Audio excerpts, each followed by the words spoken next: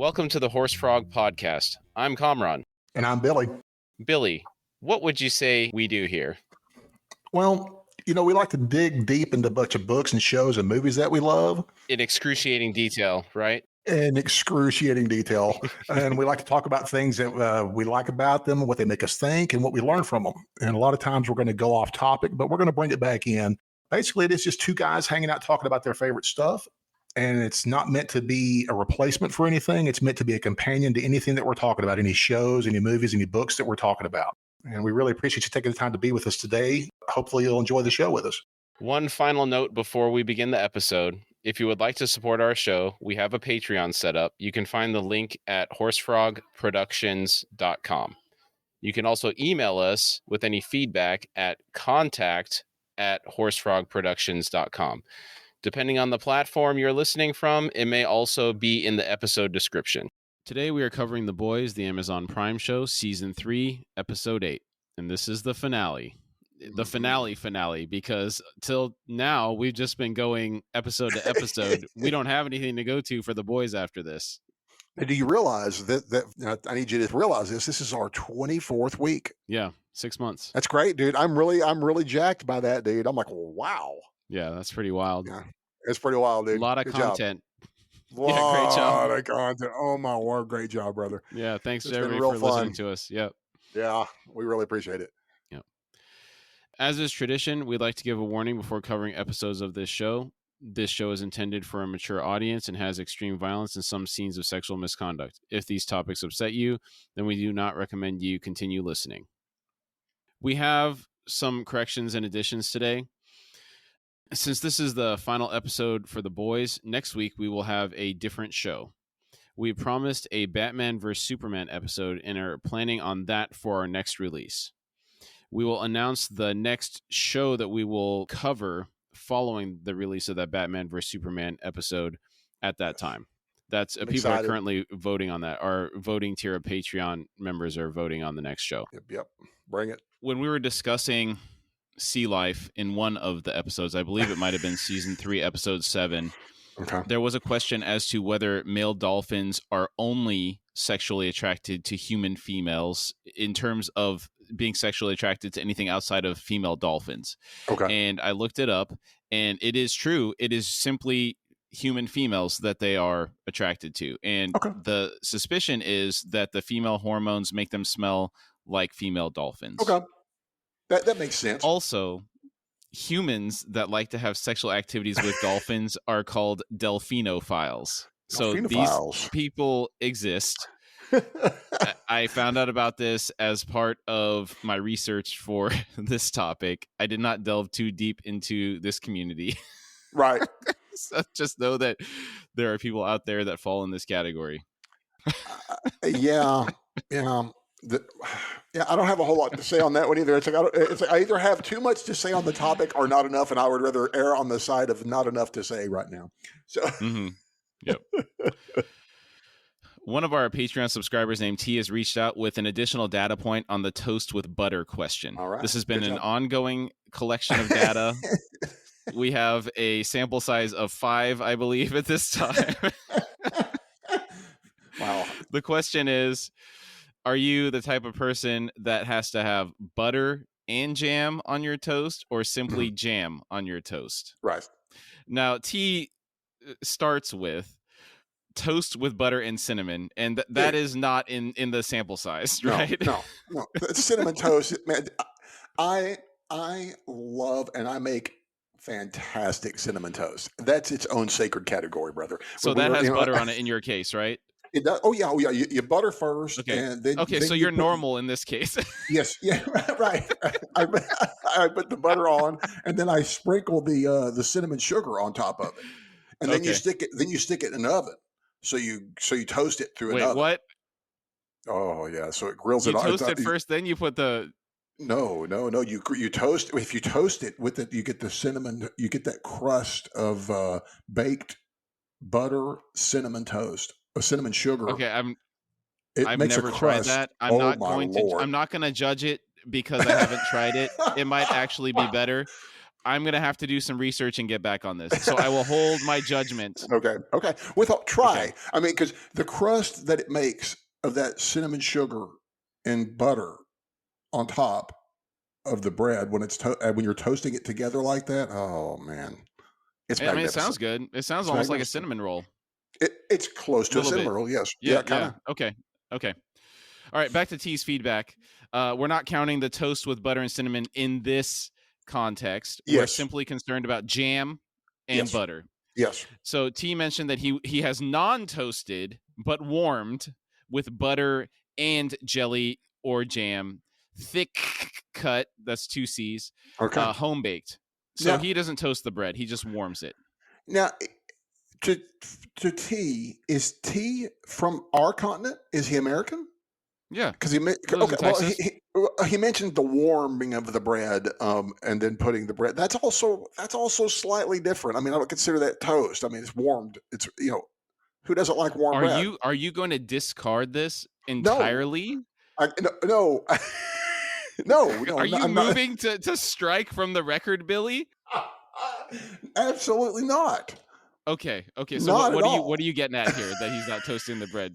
No, Help I me was just curious. understand. I was just curious because of the. I don't know. I don't really know folks that have really that eat warm bread. I mean, you eat. I mean, I have room temperature bread or I have toasted bread. And when mentioned of warmed, I was thinking maybe we. I know that we have some folks that have listened to us from like Australia or New Zealand or something like that. It's like I don't know what's going on over there. Maybe they like to warm bread up. And I asked if he was American. That was all Okay. I asked. And if he's Texan, I'll say then I this. love him even more. It's like, dude, you're a brother. I'm a Texan. So When you have a fresh loaf of bread, right. I don't really see the point of toasting it. Like I'm talking, No, it's still like it's warm out of from the oven. originally baking, right? Yeah. Yes, There's no point in toasting it. So in absolutely that not. case, I could totally see you're just putting the butter on there and then Yes, the jam directly on yes, there. Yeah, I absolutely. get that. So maybe that's what he means. Absolutely. Maybe because Yeah. I will have that experience shortly. My father does dabble in the baked goods. I don't know why, since he's retired, but he made a loaf of sourdough here, and he Okay. had it in his freezer, and he gave it to me, and I haven't thawed it out and had it yet, but I'm eager to get on it because he always makes really good sourdough bread. Mm-hmm. So I My might have wife went some through a butter. phase of that, Mhm. and it added some weight because you can't just have. Well, here's the problem with sourdough. I agree. You have to keep using your starter. Yes. So that means there's a continual supply of yes. loaves of. You can't just eat sourdough over and over and over and You not have a pay the life price. cycle. You have to have, you have to have people. And here's the thing: I saw this on one of the. I think it was on the Chef Show. That's Jean Favreau's Chef Show on Netflix, Okay. where he cooks with famous chefs. They get the old stale sourdough, and then they make crostini with it, which is they slice it and then they make basically it's like croutons out of it. And that's like even a deadlier use of it. So basically, Yes. unless you have people to give your sourdough to, you are inviting yourself into the danger zone of just continually eating the most delicious fresh sourdough bread. And it's not good. I mean, it's good, but it's not good for your waistband. Let's just put it that way. Yeah, and especially with my newly restricted and shrunk waistband, I wish to keep it such. So, yeah, I don't think my father has kept the starter going. I think this was like a one-off deal, and they were like, "Okay, we're done." Yeah, we have received a message for Billy. All right. Okay. Now, Billy has not seen this message. We're going to get an authentic response from Billy right now. Okay. All right. I'm excited and nervous. Dear Billy, I was extremely disappointed at something I heard during season 3, episode 5. It cut me to the core, and I felt I had to say something about it. You dismissed the Ewoks, saying that Return of the Jedi would have somehow been better without them.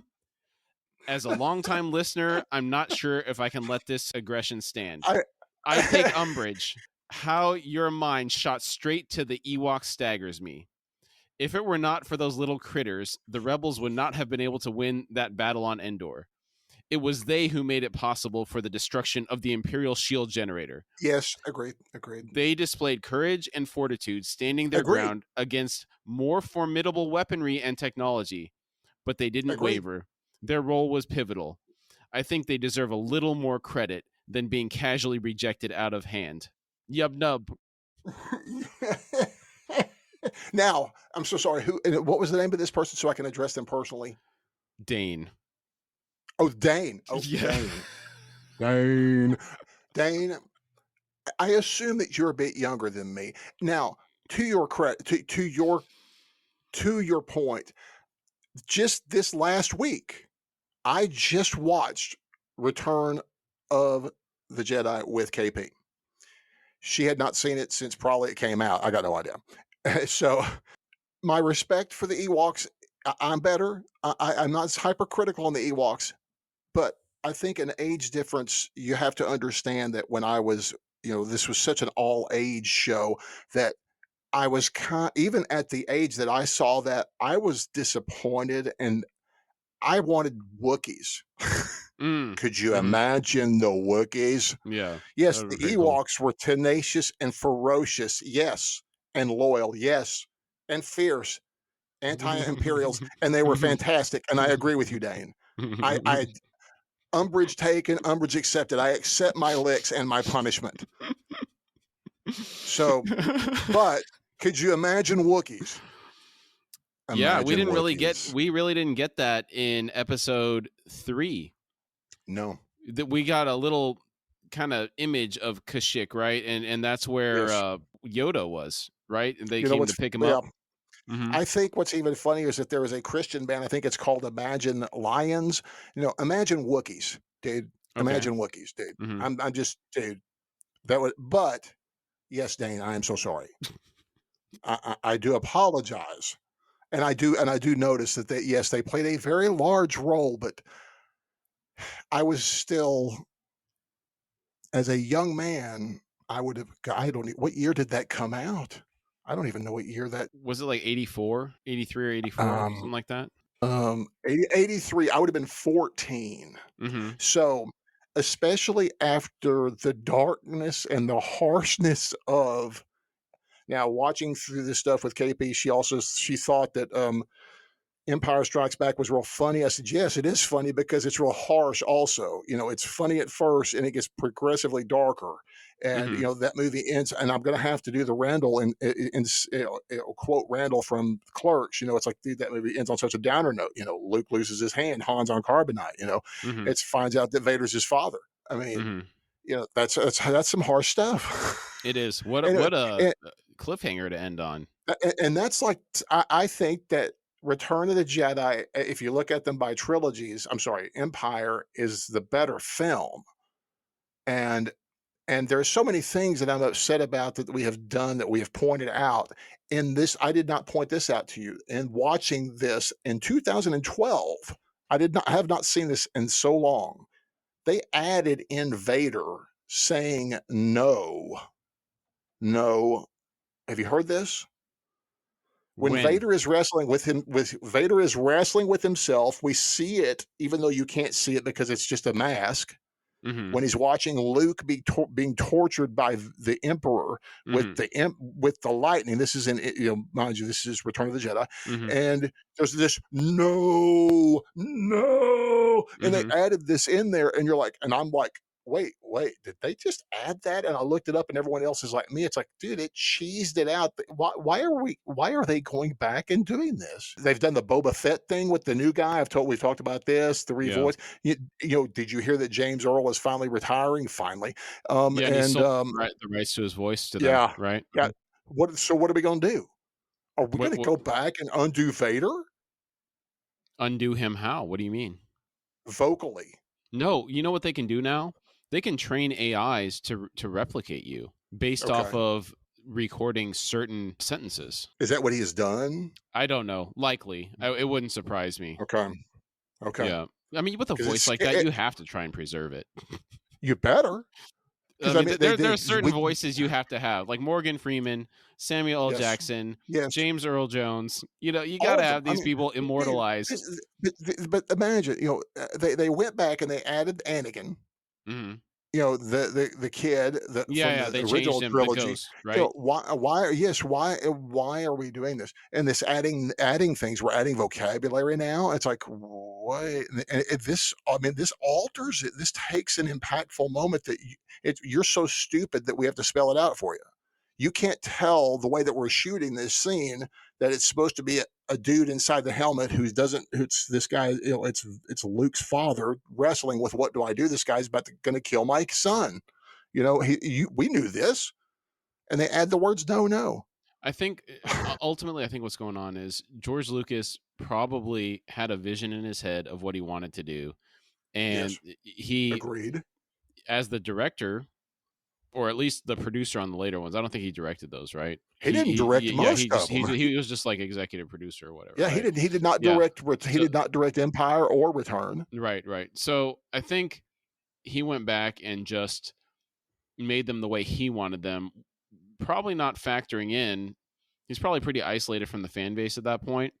Yeah, Probably not factoring in this was hugely impactful to a generation, and yeah. they get upset when people change stuff retroactively. Well, I don't. And if you change it, that's fine, but at least allow us the options.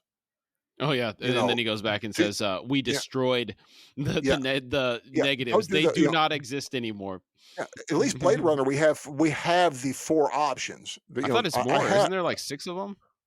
If there's a production cut, the original cut, the director's cut, and the final cut. Okay. And yes, I have the one with the VK box. I have a DVD set with a Voight Kampf box, Hmm. and plus the Blu-ray set of the same thing, because Blade Runner is one of those top. Like I said, Blade Runner and The Thing are my top film.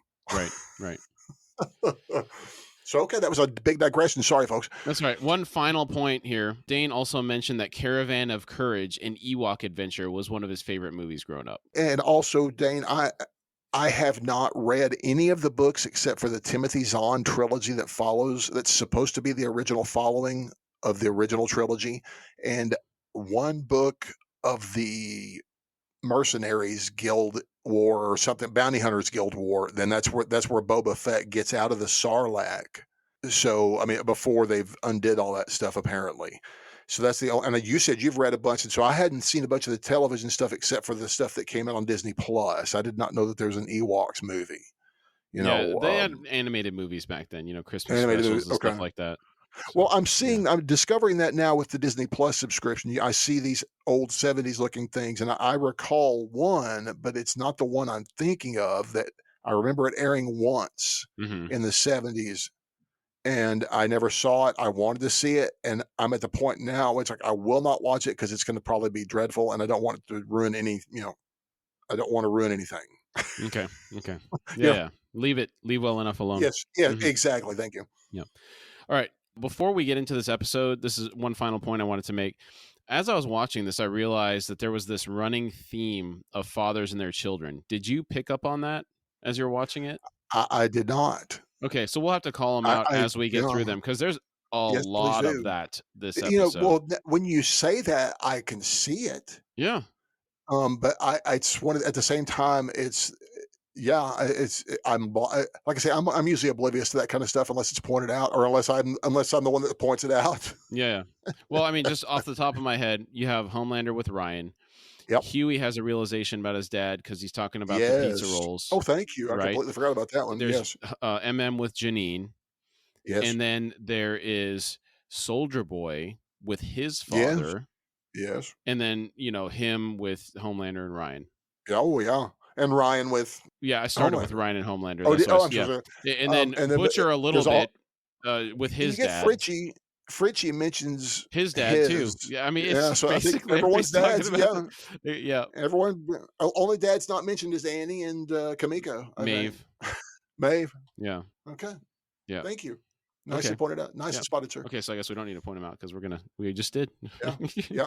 There you go. You're welcome, folks. All right, episode 8. Here we go. Episode 8, baby.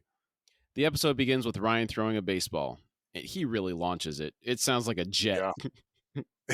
It's great. He hears Homelander say, "Whoa, I knew your fastball would come in sooner or later." Mallory exits the house in a rush and comes outside. She yells, "Stay away from him!" Homelander says, "It's okay. I'm not here to cause trouble, hurt anyone. Just want to see my son." He smiles and looks at Ryan and says, "And I had a heck of a time trying to find you. Buddy, He takes a step forward and Ryan takes a step back. Homelander stops walking and continues, "Even had to get a big, important congresswoman to help me. She been treating you all right?" Ryan says, "Aunt Grace? Yeah, she's nice." Homelander says, "Aunt Grace. Okay. You know, she may be nice, Ryan, but she's not your aunt. She's not even your real family." Mallory has her hand behind her back and is messing around with something. Homelander turns to her and says, "I can hear those clumsy fingers of yours slipping around on that screen. Get rid of it now." Mallory takes out her phone and throws it on the ground. Homelander turns back to Ryan and says, "Listen, Ryan, your mom, she wanted what's best for you, and so do I. You have a real family." Ryan says, "But aren't you mad at me for what I did?" Oh boy, here it comes. Butcher might as well have gift wrapped Ryan and handed him to Homelander. It's I crazy. know it. And this is something you've pointed out, and I've did not want to happen, I guess. So I've been blind to this. I thought Ryan would not be this way. I thought, because his nightmares of his dad, Mm-hmm. I didn't know his nightmares spawned from his fear of Homelander being mad at him. Mm. And that was never really, if it was revealed, I missed it. Yeah, I didn't either. Yeah. I mean, I know he had a fear of his father because he kept having, like you said, he had these visions that when those are the moments we like with Butcher and Ryan. Right. And so I don't have any idea what's been said, but here it's, I'm like, it was just, you're right. Mm-hmm. He did gift wrapping for him. Yeah. Homelander says, "You know it wasn't your fault, right? Son, when you're as strong as we are, accidents happen. Things break. And sometimes they are the things that you love the most. But that's all it is, an accident. And nobody on this earth knows that better than me. Nobody. That's why I'm always going to love you, no matter what happens, no matter what you do. I'm not going anywhere. I will always be here." Ryan leans in and gives Homelander a hug. I have to give Homelander some credit here. This is a really impressive monologue. And interestingly, it appears that he is genuine. He means what he says. Yes, I agree. I agree, and I'm shocked, and I'm also shocked by. I don't know what I'm more shocked by, Ryan's response or Homelander's response, but I understand Ryan's need for a father, Mm-hmm. Right. and so After Butcher cut him so deeply, yeah, he doesn't really have anywhere else to turn. yeah. At the time, I, I understood. I do understand Butcher's reasoning for doing it. And at the same time, it's like I did not think it would do this kind of damage. You did though. I think you called it. I did not. Yeah. I think you were more hopeful, right? Yeah, I was Mhm. extremely on the. I'm on the way more optimist side. Like, yeah, there's Mhm. no way, dude. Ryan's, please. Yeah. I can't remember if I said I wanted. I thought I said I wanted him. That I thought he had a good heart. I don't know. We'll see. Yeah, We'd have to go back and review. This is a while ago. yeah, Yep. yeah. It is. Yeah, I don't know what I said 5 minutes ago, Yeah, you don't even remember your apology about the Ewoks. dude. Barely. I remember I did apologize about the Ewoks, and Oh, you remember that? Oh, Dane. okay. I'm just messing Dane. with I'm you, sincere. man. I'm sincere, brother. This is a man who is. If I didn't have a bad left knee, I would get on my knees, but I have a Oh, concrete floor. So, brother, I love you, Dane. take it Thank you easy. so much. But it's like, but I do apologize. Imagine Ewoks. Imagine Wookiees. Please. Imagine Gunkins. What is that? Misa gonna win this battle. Oh, Gungans! Oh my gosh! Like I told you, we did it we did it in the version that avoided that, and it wasn't necessarily for the Jar Jar Binks. It's the poorly aging CGI. Hmm. That Yeah, but was you miss out on Darth Maul then. yeah, but I was never really. It's like I was always very meh about Darth Maul. I was like, 'cause Hmm. it's like there was all this build about Darth Maul. And it's like, and he goes down like that. You're like, what? It's like, I Mm-hmm. expected a wee bit more from this fellow, but I understand why they put him there. It was kind of like he was the trainer, wasn't he? Darth Maul. He trained them. He trained them in the use of he was their trainer. Darth Maul, the actor who plays Darth Maul, Oh, was the yeah, yeah. people. Ray Park? Yeah, he's a stuntman. I guess, Mhm. yeah, so Yeah. he was their trainer on that stuff, with the lightsaber wielding, so I don't know if that's why they decided to put him in there or they wrote him in there like that, but, so, you're right, we did avoid that, but like I said, the worst part of so much of that movie is if you examine it from a technical point of view, there is very little that happens in that movie. Droid Mm. armies fighting droid armies. That's not Mhm. very what there's like zero investment there. You have a bunch of Jedi doing a bunch of Jedi stuff, which is great and but the poorly aged CGI and other stuff. Like I said, I could have taken it, but it was this viewing is it made more sense because I got to avoid the kid that plays Anakin too, and the Lucas children. So Mm. Mhm. Yeah. So, funny side note here, Ray Park, the guy that played the Darth Maul character, he also played uh, Toad in the first X-Men. really, Yes, same guy. okay, Yeah. far out. Okay, Mhm. Yeah. And then we've been talking a lot about Star Wars today, but we did get the yeah. the the pod racing scene, which was pretty sick, and the Dude, sound pod was racing is awesome. great. Yeah. There was a good video game behind the pod racing as well. Oh yeah. Mhm. So yeah, yeah, Yeah. there was some really there. It was a pretty movie without a doubt. There was a lot of visual at the time. It was real pretty, and I Mhm. enjoyed it. So, Yeah. and personally, I like the introduction of Ian McGregor as Obi Wan because I've a huge Ian. We brought up Obi Wan previously. I think why, as a young man, Obi Wan was so cool is because of the mystique behind Obi Wan, and we had to always wait so long. We didn't have any answers to Jedi. What are Jedi? I don't know. He just told some guy that it's like these aren't the people you're looking for. Move along, and they did it. You're like, whoa. That's pretty cool. And you got to Mhm. carry that sick lightsaber. I mean, please, that's awesome enough. Mhm. But that was so being a first generation Star Wars guy, it's you had a lot to wait on, and so you had a lot to speculate on and a lot to think about. So Obi-Wan had a lot of mystique built up, at least amongst me and my mind. I was very enamored with Obi-Wan. Mm.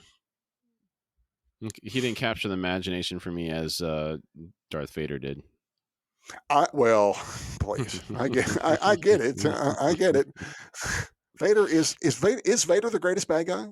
I don't know, man. I'd have to really Cinematic, I'd have to put some cinematic, serious thought into it. Serious thought. cinematically wise. I mean, as much as I love Thanos, dude. Well, Thanos is actually predates Thrawn, but dude, he's like Thrawn with superpowers. I, Mm. I love that because Thanos. I love Thanos. He's a great villain. He's a compelling villain to me. So Mhm. is Vader. But I can't villain wise. I can't think of a lot of off the top of my head. And people, this is not an insult. Just if y'all send us your list, man. Contact at horsefrogproductions.com. We would love to hear a list of favorite villains. I mean, Hannibal Lecter. Oh, thank you. But dude, he's not even. But he's like a superhero. It's like That is a these movies. He become explain. No. he bec- Explain how Hannibal Lecter's a superhero. I need to understand this. well. Once he escapes, after the first movie, after Silence of the Lambs. Well, I'm sorry. He was in jail for the first two movies, which is Manhunter first, which Manhunter. Brian, let's give it up for Brian Cox as the original Hannibal Lecter first and foremost, because he's fantastic. But he's out of his mind. But once he gets loose, the movies are also centered on him and what craziness he's going to do. It's kind of like he's the hero of the movies Mm. in a weird way. And we've come back and made him the hero of these movies. So much so he's got his own television show Mhm. where it's like, yeah, we get to watch this sick guy do his sick thing, and we're like, this is all right. This is pretty cool. So he's kind of he's a sick superhero, but yeah. Mhm. Yeah. I'd have to put some serious thought into villains because there's Yeah. some really compelling villains out there. We might have to do another episode just on that. Kind of like we were talking about the music with the impactful scenes. Yeah. I think Oh we might yeah. we might have to make a note to do that because either we have diverged a lot so Oh far my today. word. So Yes. let's get back on How many track. are we on page 1, page 2? Oh my word. We've been talking for 40 minutes almost. Oh my goodness. Sorry. All right, we're moving on. There is a massive protest outside Vought Tower. There's a woman with a bullhorn saying, Homelander admitted on video he locked up Maeve. There are a bunch of signs being held amongst the crowd. The crowd is also wearing mostly yellow. Some of the signs, what they say are follow the light, hashtag Starlight Army, believe Starlight, hashtag me too, fight like a girl, we can do it. It's got the kind of 40s, woman flexing her Right. bicep. Follow the light, women power, I won't be silent any longer, hashtag Starlight, free Maeve. The crowd is divided in two by a barricade. On the other side of the barricade, the crowd is wearing mostly red, white, and blue. Some people are even wearing American flags. Okay. They also have signs. One has Homelander holding up 2 middle fingers and smiling. It says, sorry, Snowflake, I'm with Homelander. Another one says, keep America safe. Another has Homelander pointing and it says, I want you to keep America safe. And another one says, God, guns, and Homelander. The woman with the bullhorn says, well, great news. We just heard the Attorney General's office has a search warrant, and they're coming here to free Maeve. The Starlight Army chants, free Maeve, free Maeve. The Homelander crowd says, Starlight lies, children die. Starlight lies, children die. Some people in the crowd start pushing each other over the barricade. Inside the tower, the Deep is walking down a hallway with Ashley. He says, I really think we should have waited for Homelander. She says, well, I don't know where he is. Do you? But I do know the Attorney General is an attention whore who loves to be on Don Lemon. And she's on her way here right now with a search warrant to look for her. She won't be on Don Lemon anymore. Did you hear he got his show canceled? Oh no! Yeah. I know nothing about it. It is just Lemon. It is just Don Lemon. Oh, okay. I've heard his name referred to enough that everyone calls him Don Lemon, so I'm assuming it's Don Lemon. But I don't know much about him other than just politically and sexual preferences. Apparently, because we're supposed to know this about people nowadays. So that's about all I know about him. It's like, he's a CNN anchor, so you can assume a lot from that. Well, I know this is a funny one. It's like, I know that, and I understand he's an African American male talking against white privilege, married to a white male, and it's like I find that kind of some strange imagery in and of itself. So. Actually, I was unaware of his sexual preferences. Oh yeah, he's married. Yes, he's gay. He's okay. Gay. All right. So. Moving on. Again, that's all I know about him. It's like I knew that he was some kind of talk show host, but it's like I'm so unplugged. I just can't stand things. It's just too much for me. I just get so worked up. It takes a little to get, as you see, it takes a little to get me worked up. So it's like I just have to stay off. Well, I just think it's funny because like CNN was so inflammatory and so ridiculous that all the main actors are getting let go. I just thought it was funny that we just watched this episode and they mentioned him and he just lost his show this week. Just thought it was funny timing. It is. It's very ironic. Yeah. Ashley and the Deep arrive at Maeve's holding cell. Maeve is laying on her bed in the cell. Suddenly, gas begins to fill the chamber. She stands up and looks at Ashley through the window in the door. Ashley mouths, I'm sorry, to Maeve before Maeve succumbs to the gas. Inside the Legends house, Huey is sitting on a couch observing a plate of pizza rolls on the coffee table. He is cleaning gunk out of his ear with a towel. Butcher walks in and asks, where's Soldier Boy? Huey says, you mean ever since he told us he was supposed to kill his own son? He locked himself in the bathroom with a bottle of Old Granddad.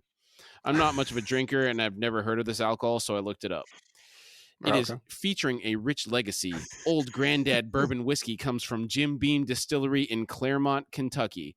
It's a bourbon-style whiskey with a rich golden honey color. The Hayden family produces Old Granddad bourbon whiskey, which is a popular variety of straight bourbon. I'm not a drinker either, dude. So I've it's I can't hardly take it. Yeah. I'm a lightweight. Yeah, same. I need to take a nap afterwards. It's like if I need to sleep, I guess I need to take a couple shots, give it about an hour, and then I'll lay down. I have a tendency to get kind of ridiculous. Like a funny, I'm a funny drunk. Well, if I when I would drink more, if I drank, I am outgoing. Yeah. Well, I'm already outgoing, so it just enhances the outgoingness. Dude, how much more friendly could you be? Where do you go, 10 to I don't 11? know. Just crank it up one It more? does. Yeah. Yeah. It's Okay. like I'm talking. I'll talk to everybody. Oh, Dude. yeah. Everybody. Yeah, I was going to say. Yeah. Butcher says, well, Homelander ain't really his son, and he knows it. I don't know if I would look at this the same way that Butcher does. Homelander would have Soldier Boy's genes. That has to count for something, right? I'm not really sure, but this for myself, like I said, I've always been so uninclined to have children. I'm not sure, Mm-hmm. but we know that Soldier Boy has I think he said it at least once, but I think he's expressed it on more than one occasion about wanting to have a family. Yes. So I mean, so for him, it's obviously making a big difference for him because him wanting children. It's like, well, here it is. Mm-hmm. This is well, here you go. So yeah, that's a lot to take in. Yeah. Soldier Boy walks in. He's pouring himself some Coke in a glass. There you go, Billy. You and Soldier Boy are both Coke connoisseurs. Hey, man. Hey, there you go. Yeah. Do you think he's mixing it with the whiskey? Because it looks kind of foamy. Or do you think he just poured it in there too fast? Soldier Boy looks pretty much like a straight bourbon kind of guy. So he just poured it fast? I guess so, and because I would not ruin a good Coke by pouring bourbon or whiskey into it. Okay. It's like the Coke is to be enjoyed by itself. Oh. I mean, that Coke, Coke, you drink Coke. Like people drink coffee in the morning. That's my coffee. Okay. I always hear Crown and Coke. Yeah, well, you mix Coke with a bunch. Yeah, it's any bourbon or a Crown. Was always supposed to be good. It makes it so you can drink it. And that's how that's why you put it in there is like, so you can tolerate the whiskey. It's like yes. Oh, I was gonna make. You said it too fast. I was gonna make a joke. So you can tolerate the Coke. Sorry. I forget not all of us are Coke fans.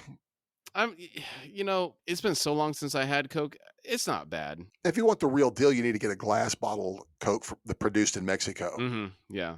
I think we talked about this before. That town where they have the people per capita are drinking on average 2 liters per day or something. Ridiculous. Oh my goodness. Oh my goodness. Diabetes I cannot central. imagine. Yeah. Yeah, I imagine. Whew. Butcher says, all right, let's be off then, eh? We'll swing by the office and grab some more V. And then Huey will jump us to where the are. We do Noir and Homelander. And we're finished. Right? Soldier Boy doesn't say anything.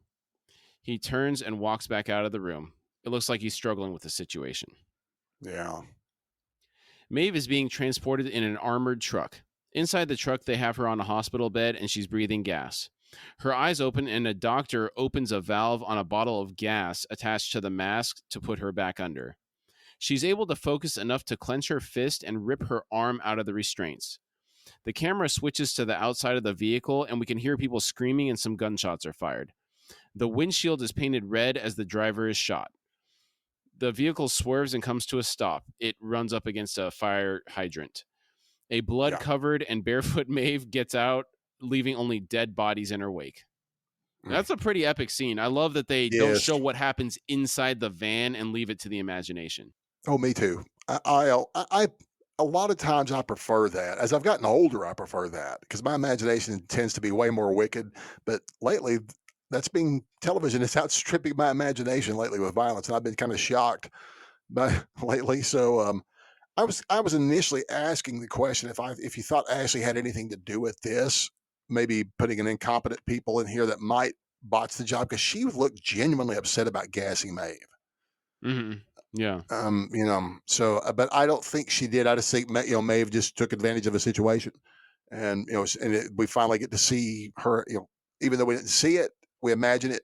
We get to, seeing Maeve in action, thinking of Maeve actually doing something finally, especially because she's been trapped. I've been real upset about that too. Right. Yeah, I don't think Ashley had anything to do with it. Yeah, and I agree. Now that I think about it, I don't think she did, but I'll agree. But she was genuinely upset about having to gas her, I think, and we know this for a fact from later on. Yes. is sitting in his apartment looking at a doll. He looks upset. Frenchie walks in and says, "Bonjour, I got you something." He pulls out a box of Starlight's Wish perfume and says, "Voila." says, "What is that?" Frenchie says, "Oh, this is it. Cost 3 Bugattis worth of Starlight's money, but a dose of Novichok, our weapon against Soldier Boy, and the only dose on the eastern seaboard. That's pretty impressive. Starlight spent several $1 million to acquire that. Right. No kidding. Yeah. Wow. She's in it to win it. I'm glad. Yes, she is. Mm-hmm. They're all true believers now. Yeah. Asks, you put the world's deadliest nerve agent in a $10 bottle of Starlight's Wish? Frenchie says, I must say, the smell has improved. Again, the French air of superiority. Our chips aren't good enough. Our perfume isn't good enough. What else? Dude, we're Americans. Nothing is good for the frog. I'm sorry, for the French. As far as we're concerned, for these guys, no, nothing is good enough. Yeah. Cheese, everything. Yep. Oh, says, great, and lets out a sigh. He goes back to looking upset. Frenchie says, so you lost your temper and hit a man. Oh, this is nothing. You know, I once took a Spaniard's ear for jabbering at a screening of 27 Dresses. What a mad dog indeed. Oh, man. Rabid dog indeed. Oh, my word. Says, Frenchie, my whole point has always been to keep my up away from Janine. I lost control for 1 second, and for the rest of her life, she's going to have an image of her daddy beating up her stepfather. I got to lock my down. I got to be stronger. You know, I didn't think Monique had gotten remarried yet. I thought they were just seeing each other, her and Todd. And it seems kind of fast to get married because it's only been like a year. Right. Yeah, that is a real short time, I feel like. But sometimes people will do that, and especially go for the exact opposite when they're on a rebound, because Todd is the exact opposite of Yeah. But I'd always assumed that they were married from. I knew that they were at least living together because of just all the pictures, like when we first see and how bad it is for him with the birthday party of Janine's. Yeah. In that picture, he steps back for them three to take the picture. That to me says that they're married. Oh, okay. That's what I presume when I saw that. Okay. You're some steps ahead of me because I was like, there's no freaking way Monique married this hat. I don't see it, man. I really don't. I don't either. Yeah. I mean, at least put some hunky fella in there, give us a believable reason, not this clown. But but again, people will go the exact opposite. And I'm assuming that in that relationship in the household that Monique wears the pants. So this is why she picks a guy like this. Yeah. The way she talks to him, you can kind of see. Yeah. She's, hell, she was formidable even with MM. Oh yeah. Yeah. So she just needs a guy. She needs a milquetoast, a guy that she's driving. That's what Todd is. Yeah. Frenchie says, out of all men's miseries, the most bitter is this, to know so much, says, and to control so little. I've read a book, all right? And that's Herodotus, perhaps his most famous quote. Now, I do know who Herodotus is, but I'm not familiar with it. I've not read any of the ancients, other than the Bible. That's the only ancient. Yeah. That's the only ancient writings I've read. I didn't know it either. I looked it up. But I'm familiar with Herodotus. Mostly, if you want to thank people, it's Assassin's Creed. Yeah, he was born in Persia.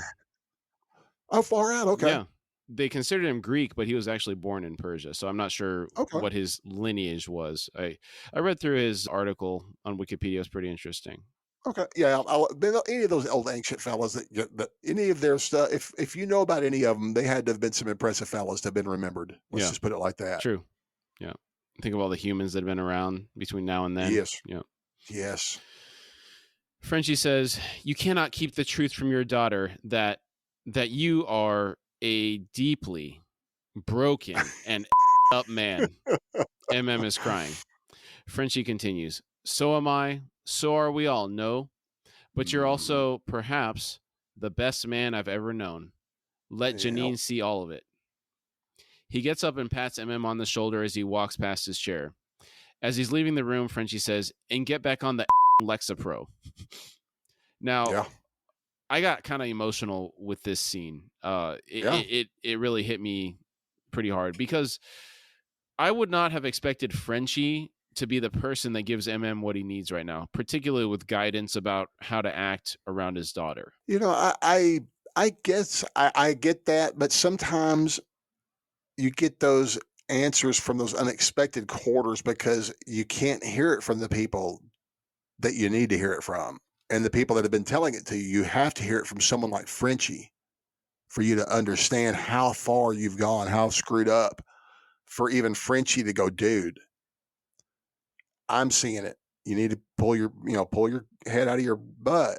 But I also have enjoyed seeing this season in particular, and we saw it last season with the reveal of why Frenchie's left, and at that particular moment with Lamplighter. I've enjoyed seeing Frenchie and MM's relationship mend to this point also. Right. It's been great. It has. It's been real good. Homelander is in his quarters watching a NNC breaking news segment. The title reads, New York Attorney General announces investigation into Maeve disappearance. On screen, they have a clip from Starlight's video she took of Homelander threatening Huey in the hallway in Vought Tower. That was while she was waiting for the elevator. Yes. Brilliant. The anchor says, Homelander's shocking admissions on Starlight's Instagram live feed led to the largest single-day drop in the history of Vought International stock. Ashley and the Deep walk in like two children who know they're about to get in trouble. Ashley says, hey, there you are. Where were you? Homelander shuts off the news and asks, what do you want? Ashley turns around and motions to the Deep to follow her into the room. She says, come with me. He says, I'm walking. It's like kids, man. Oh, I know what they are. And again, he's trying to use her as a shield. I like. Yeah, the Deep has been an amazing comic relief this season. Yeah, he's a clown. I so enjoy. Oh, but he is the clownfish. Mm-hmm. Ashley says, it's amazing. So while you were gone, Deep and I had to move Maeve out of the tower. The Deep looks at her and says, that was your idea. She fires back, you were there. The Deep begins stammering. Outside in the hallway, Black Noir gets out of the elevator. The Beaver and his two bird friends are with him. Ashley tells Homelander, we didn't have a choice. Homelander says, okay, and moves to stand up. Ashley says, there was a search warrant. The Deep says, I wanted to wait for you, Homelander, but she insisted. Again, throwing her under the bus. Ashley says, can you just shut the up? I swear they're like two bickering children. Oh, I know. I love it, dude. I love it. They are so funny together. Homelander asks, where is Maeve now? Ashley doesn't have an answer. She looks terrified. Black Noir walks in, and the Deep says, Noir, hey, bro. Black Noir and Homelander look at each other in silence. Ashley says, we're gonna go. The Deep says, okay, talk to you guys later. They both leave. In this shot of Homelander, we can see some sculptures he has in his quarters. Of note, there's a statue of him on one knee holding the world on his shoulders. Oh, nice. Yeah. Billy, do you have any sculptures of yourself around your place? Maybe one is the Kerrville Enforcer? I do not. I now have an old Suetonius sculpture. The head pops up and there's a button there, and it opens a bookcase that leads to the fireman's pole that drops to the bunker, but, kind of like the Batman a la Adam West style. Mm-hmm. Okay, interesting. But not of myself, though. Oh, okay. So you don't have any like Fortress of Solitude sculptures or anything? Actually, you would have some like rowdy dolphin sculpture, right? Because you like the Deep. Yeah. No, those were not dolphins. Those were like marlin or something like that. The groupers, right? Is that what he said? Groupers or something like that. Yeah. Mm-hmm. Real rowdy dudes. I'm like, that I'm curious. Those guys are like size of bugs, aren't they? Like VW bugs, like some big old boys, aren't they? There are Goliath groupers. I think those can get up to 2,000 pounds or more. Oh my word, a ton! Holy smokes! Yeah, holy smokes! I had no idea they got that big. We've had a lot of diversions tonight, but I'm going to give a little story. There was an astronaut that was on the Joe Rogan podcast. I forget which one it was, but he said that he did an underwater study where they had to live in an underwater habitat for an extended period of time. And sure, I get that. In the middle of the night, he had to use the restroom one time. And I want to say they were like 100 feet underwater maybe or something like that. So to use the restroom, if they needed to pee, they would just get in the little moon pool in the thing and just go in the ocean, right? But if needed to do number 2, there was like a separate little kind of pod that they'd have to swim to, and they'd have some privacy. But it was still going directly into the ocean. So he goes out to that thing in the middle of the night one time. And then when he's finished, he ducks his head underwater and he's holding his breath, and he closes his eyes, and then He opens his eyes, and right in front of him, there's like a huge 4-inch diameter eyeball right there. Oh my! And he freaked out. It was one of those Goliath groupers. Oh my word! Yeah, can you imagine? It's horrifying. Oh my Lord, no. Yeah, that underwater stuff always gets me. The underwater, that's an alien world in our own planet. It feels very much like just outer space. The hostility to life. Yes. Yes. It's very antithetical to us air breathers. Yes. Mm-hmm. Right. Okay. After they leave, Black Noir unfolds a piece of paper. It says, "Soldier Boy will come. We kill." Homelander walks up and takes the paper out of his hands. Black Noir sees his bird friends sing, "Let's up Soldier Boy," as they flap beside Homelander's head. Wow. I told you those were psycho birds. They had some pretty, their voices kind of gave some signals when we saw them last episode. You know? They're creepy. Yeah. Yeah, they are. Homelander smiles and says, "I knew you'd come back," and they embrace each other. Black Noir sees animated hearts bubbling out from them. Butcher and Huey are at a gas station. Outside, we see a sign for A-Train Smooths, menthol premium cigarettes. Wow. Huey is using the restroom. When he's done, he exits to find Butcher waiting for him. He awkwardly says, "Hey," then attempts to hand Butcher the restroom key. Of note, the key is attached to a large metal hubcap. Butcher says, "You really are the spitting image of my little brother." Huey is confused and asks, "What?" Butcher clocks him, knocking him out. He then shuts the restroom door. It's pretty cold-blooded. Yeah. So it's aimed. Soldier Boy wakes up in the backseat of Butcher's car as they are driving. Butcher says, "Oh, there he is." Soldier Boy asks, "Where's the cum guzzler?" Wow. Butcher says, "You were spot on about him. There I was, filling up the motor. I turn around. The little git had done a runner." Soldier Boy says, "We needed him to get near Noir." Butcher says, "Don't you worry about that, Gov. I got it all worked out." There's a little stare down between them in the rearview mirror. Soldier Boy says, "Wake me when we get to New York," and lays back down. We are taken to Nathan's house. He's getting out of bed into his wheelchair. A-Train walks in and asks, "Need a hand?" Now he's wearing his original costume. Yeah. Mm-hmm. Nathan says, "More in the market for some legs. What happened to you?" A-Train says, "You'll never believe it. They gave me a new ticker. I'm going to be able to run again. All the races and the endorsements. I'm about to get it all back. But it don't mean without you. I need you. Come coach me and you can still work with the kids at the broke-ass school. Hell, you'll make enough to fix the damn place up. I'm really sorry, Nate. I'll spend the rest of my life making it up to you." Throughout this whole speech, Nathan isn't looking at A-Train as he's speaking. Nathan asks, "Did you kill Blue Hawk?" and looks at A-Train. A-Train says, "What? No, that was Soldier Boy." Nathan says, "You did." A-Train says, "No, Nate." Nathan angrily says, "I didn't want that. I wanted my kids to see his mugshot on the TV. Now he's..." A-Train says, "I stopped him for you."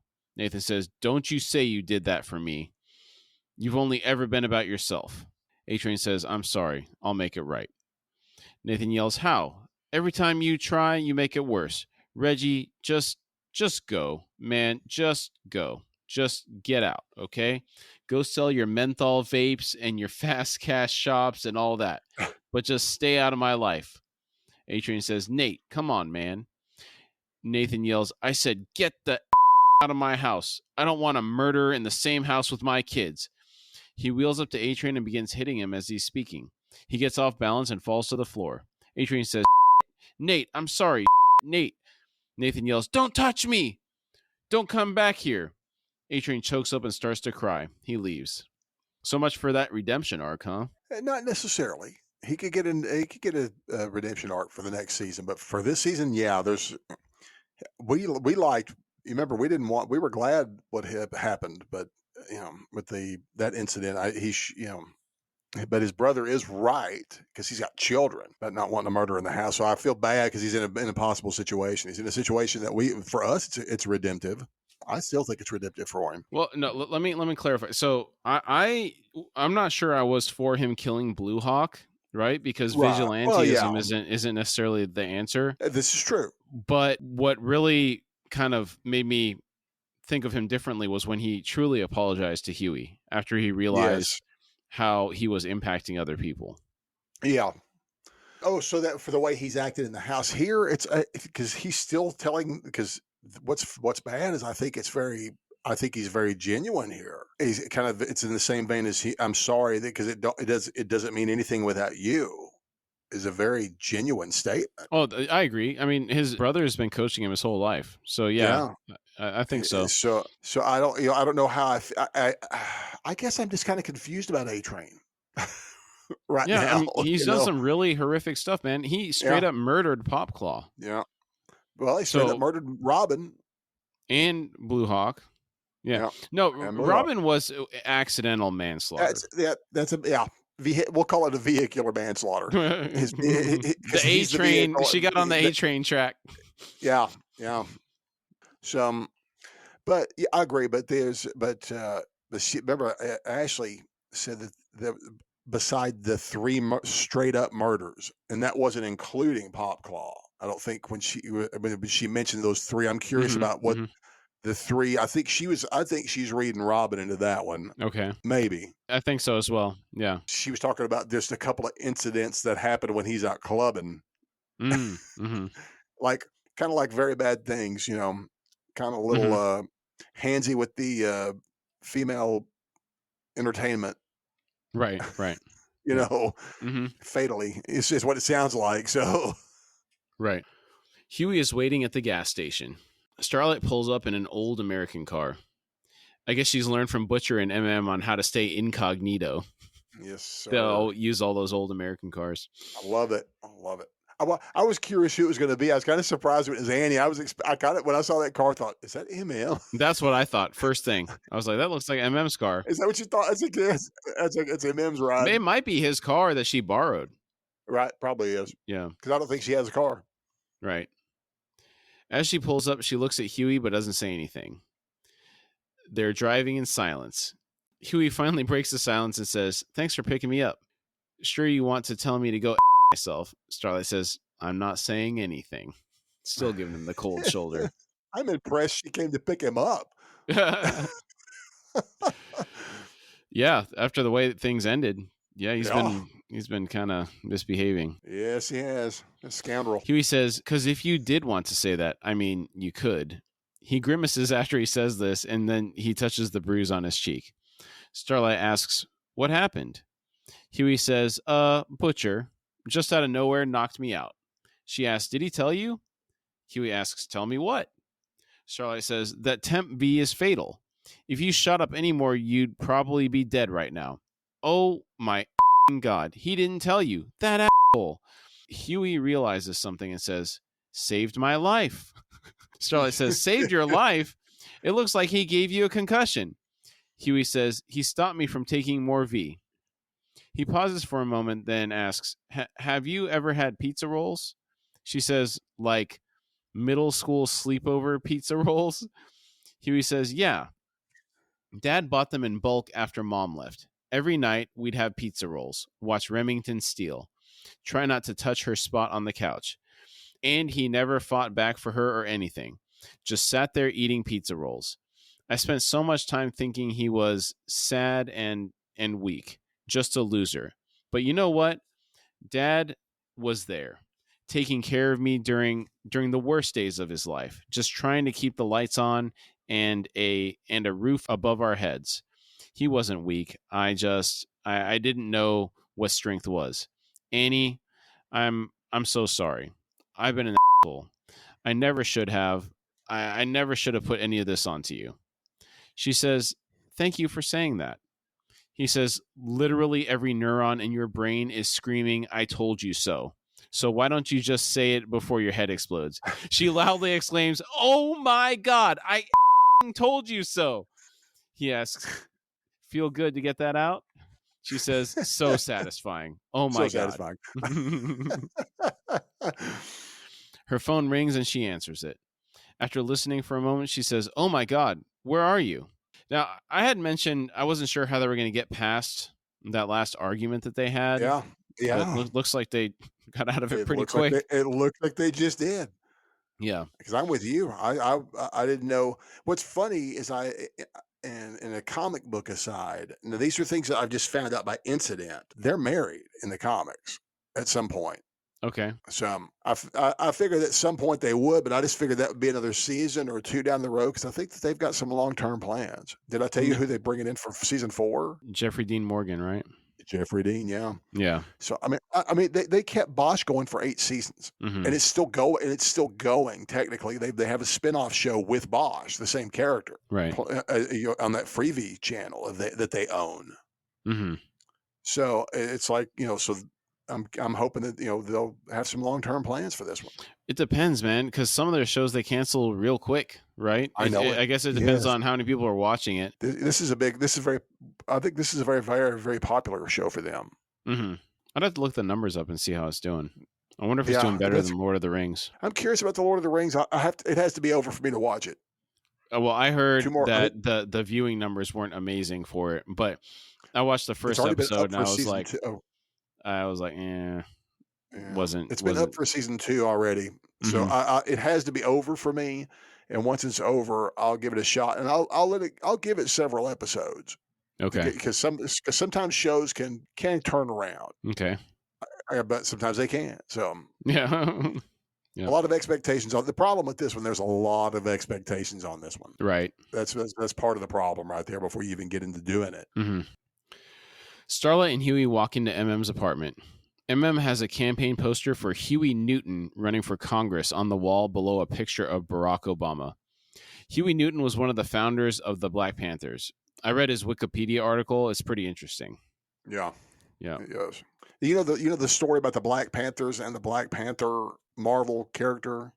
No. You know, it's about what came. It's actually a Black Panther comic came 6 months before the Black Panthers had announced, had a formal name for themselves apparently, or to the public at least. So Stan Lee predated the Black Panthers by 6 months apparently. Do you think they saw that and thought it was a cool name, so they adopted it? Or Maybe it could be. That's a very big possibility. Okay, maybe we should look that up. Yeah. Yeah. It appears there's no affiliation between the name other than what I told you is that July of '66 the comic came out, and then in October was in October, and so it claims zero affiliation with that. Okay. It may have, but somebody goes, "That's pretty cool. Let's do it." Yeah. I think it's cool. I like Black Panther. Mm-hmm. Maeve and Starlight greet each other. Huey says, "Hey, Maeve, good to see you again. Glad you're okay." Maeve kind of does a mean girl smirk and says, "It's like you wear a neon sign that says, 'Raw dog me, I'm a bottom.'" Why does she hate him so much? I don't get it. I don't get it either. She's just this way to everybody, though. She's that way to Starlight to some extent. Yeah, but it seems like she's really rough on Huey. Yeah, she is. I don't get it. Yeah. Huey brushes this off and says, I'm gonna let you two catch up. MM says, "Me too." MM and Huey both move to the dining room table, giving them some space. Starlight sits on the couch next to her and asks, "Where were you?" Maeve says, "About 12 floors below you in the tower this whole time." Starlight asks, "How did you get out?" Maeve says, "Your hashtag free Maeve had every LGBT teen in the world up Vought's. You got me my chance. You know what would have been better, though? Actually busting me out." Starlight says, "I think that would have been way harder." Yeah. Frenchie is in the bathroom snorting lines of some drug. Kamiko comes in and slaps him in the face hard. He exclaims, "Merde, that hurt." She signs, "You've been drowning yourself in this since little Nina." Frenchie says, "I have done my part." She signs, "We're not finished, asshole." Frenchie says, "Yeah, I am." She signs, "Asshole." Frenchie sits down on the toilet and says, "Nina was right. My papa, he put a chain around my neck. And all that changes is who holds the other end." She kneels down next to him. She signs, "Our past is not who we are. I thought I'd always be broken, but you saw something in me. I see it in you." He asks, "What do you see?" She signs, "I see Moncour." I really like this scene between them. Yeah, her coming lovely. in there and slapping him real quick, get him off those drugs. Yeah, I love them. I want them to be a couple too. Mm. I'm a romantic. I want them together. I want them together. Mm-hmm. Frenchie needs a good woman, and Frenchie needs to take control of himself, and and call the shots. And I can see them as a team doing that, being a pair. He's seems to be out of control for a long time. Yeah, especially with the drugs and debauchery. Yes. Mm-hmm. Yes. Back in the living room, Maeve asks, "Soldier Boy is Homelander's what?" Huey says, "Homelander's father, biologically at least." Maeve says, "So put them in a room together. Are they gonna fight or hug?" Huey says, "We don't know. Soldier Boy's been weird, but Butcher," MM says, "if there's a snowball's chance that Butcher can take down Homelander, he's gonna take it." Starlight enters the room. She's on the phone speaking with someone at Vought. She says, "I don't care what your orders are. I'm Starlight, and I'm telling you that you need to evacuate the tower now because Soldier Boy is alive, and he's real, and he's gonna..." The person hangs up on Starlight, and she says, "Oh, you stupid..." She's really frustrated. Yes, she is. She addresses the others in the room and says, "There are a couple thousand people in that building. I mean, if he pulls a hero-gasm, he's going to take the whole place down." MM says, "Then we take down Soldier Boy before he gets to Homelander." Huey says, "And save Butcher." MM says, "Y'all two over, and now you want to be Mother Teresa?"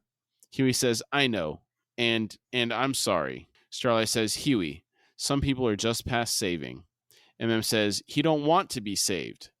Huey says, "He could have dragged me down with him, but he didn't. There's still something good, deep, deep, deep inside." Frenchie and Kimiko enter the room. Frenchie says, "Balls deep, perhaps." "Bonjour, petit Huey." Huey says, "We save everyone, even if they don't deserve it, especially if they don't deserve it." Man, look at Huey jumping in there to lead the group. Love it. Yeah. Love it. Stepping up there.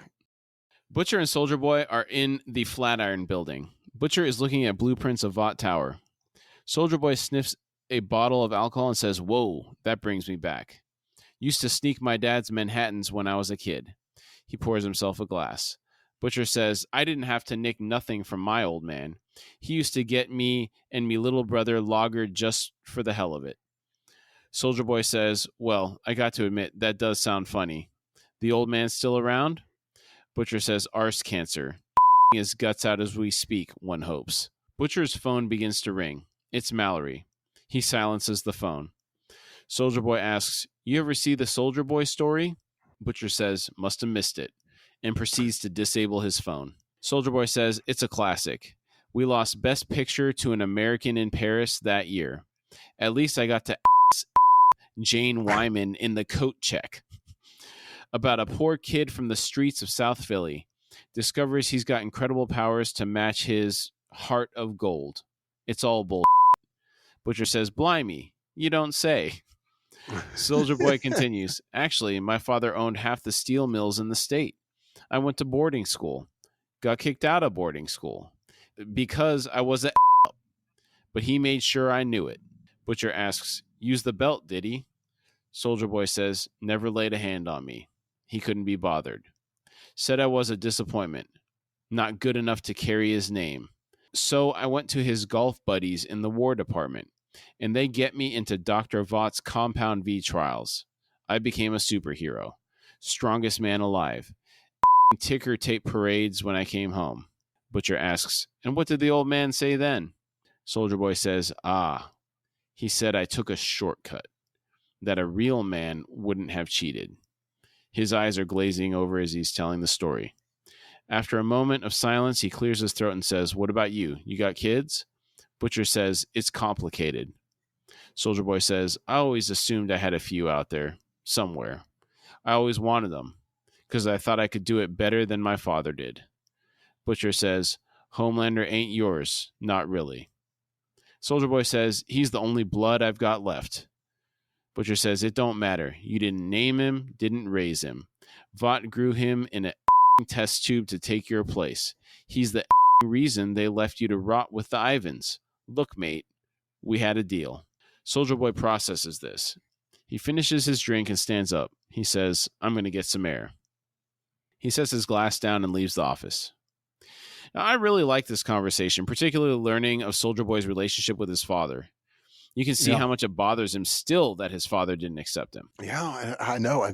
I cannot imagine what that is like because my dad's really cool. I mean, I have a great relationship with my father, and the older I get, the better it gets. What about you? You got a good relationship with your dad? Is that okay to ask? It's not. Sorry. I'd rather not go into it. That's cool because I know you do with your mom. I mean, because I've heard you mention your mom about reading stuff that you're very close with her. So yeah, it's complicated. Okay, I get it. I get you. I know some people have, my late wife had a very complicated father. I think I mentioned him to you a couple times. Yeah. Yeah. Black Noir is in the command center for the 7. He's sharpening a sword. Homelander walks in and says, sharpen it for 1,000 hours, still won't cut Soldier Boy's skin. So, you were on his team. You knew him. What was he like? Black Noir stops and writes bad on a piece of paper. Homelander says, come on, nobody's all bad. Black Noir underlines bad twice. Homelander sees this, thinks for a moment, then says, he's my father. I didn't believe him at first. I ripped apart the company archives, and it's true. It's true. They lied to me my whole life. Surprise. Black Noir begins writing as Homelander is speaking. Homelander continues. Thing I needed most as a kid, and they kept it from me. Now, well, Black Noir holds up the paper. It says, must kill him. Must is underlined twice. Homelander says, I'm not sure I want to. It's funny, everyone thinks of you as this unreadable sphinx, a mystery. Not me. I see through that mask. I mean, literally, I can see your face, your battle scars, the crooked old smile of yours. I know when you're happy, sad, telling the truth, lying. Did you know that I had a father out there, alive this whole time? His voice breaks as he asks this. His eyes are glazing over. Black Noir looks at him for a moment, then slowly nods. Homelander quietly sobs. He says, he puts his left hand on Black Noir's shoulder. He asks, why didn't you tell me? He tries to say something else, then stammers. He then takes his right hand and punches into Black Noir's abdomen. Homelander is whimpering. He digs around in Black Noir's abdomen, then rips out his entrails. Black Noir falls to the floor. He's gurgling as he dies in a puddle of blood. Homelander stands there for a while, then says, you should have told me, and walks out. He leaves a trail of blood drops from his glove as he leaves the room. As Black Noir is laying there dying, his animated friends show up. Buster Beaver says, oh, don't worry, Irving. We are so proud of you. Soon you'll be in the sweet embrace of Christ the Lord. We see Buster Beaver reflected in the lens of Black Noir's helmet. The reflection is crying, and it slowly backs away as Black Noir dies. This was disappointing to me. After all of that mystery, our conjecture, I feel like we never got that much of a material payoff on Black Noir. Do you think we built it up too much? I'm not sure. And just because he had his guts ripped out, I'm not sure if he's dead either. We still know nothing about about Black Noir. But another thing is this now is to a point where, can I tell you, in the comic book, now that this has happened? Yes, go ahead. Okay. In the comics, Black Noir is a clone of Homelander. Oh, interesting. He kills Homelander in the exact same way and takes Homelander's place. Whoa. So, and I didn't read this. This is just what I discovered through a search. So knowing that, this is why I've had those weird conjectures about, like, was Black Noir really there? So yes, he was there. If it's, so obviously he was there and he killed him. But again, is he dead? What is Black Noir? Still, Black Noir could still possibly be a partial clone of him, maybe Soldier Boy clone with another woman material, So I'm just kind of, I'm still very curious about this. I'm like you. It was disappointing to some extent because I kind of wanted it to be the other way around. Black Noir killing Homelander.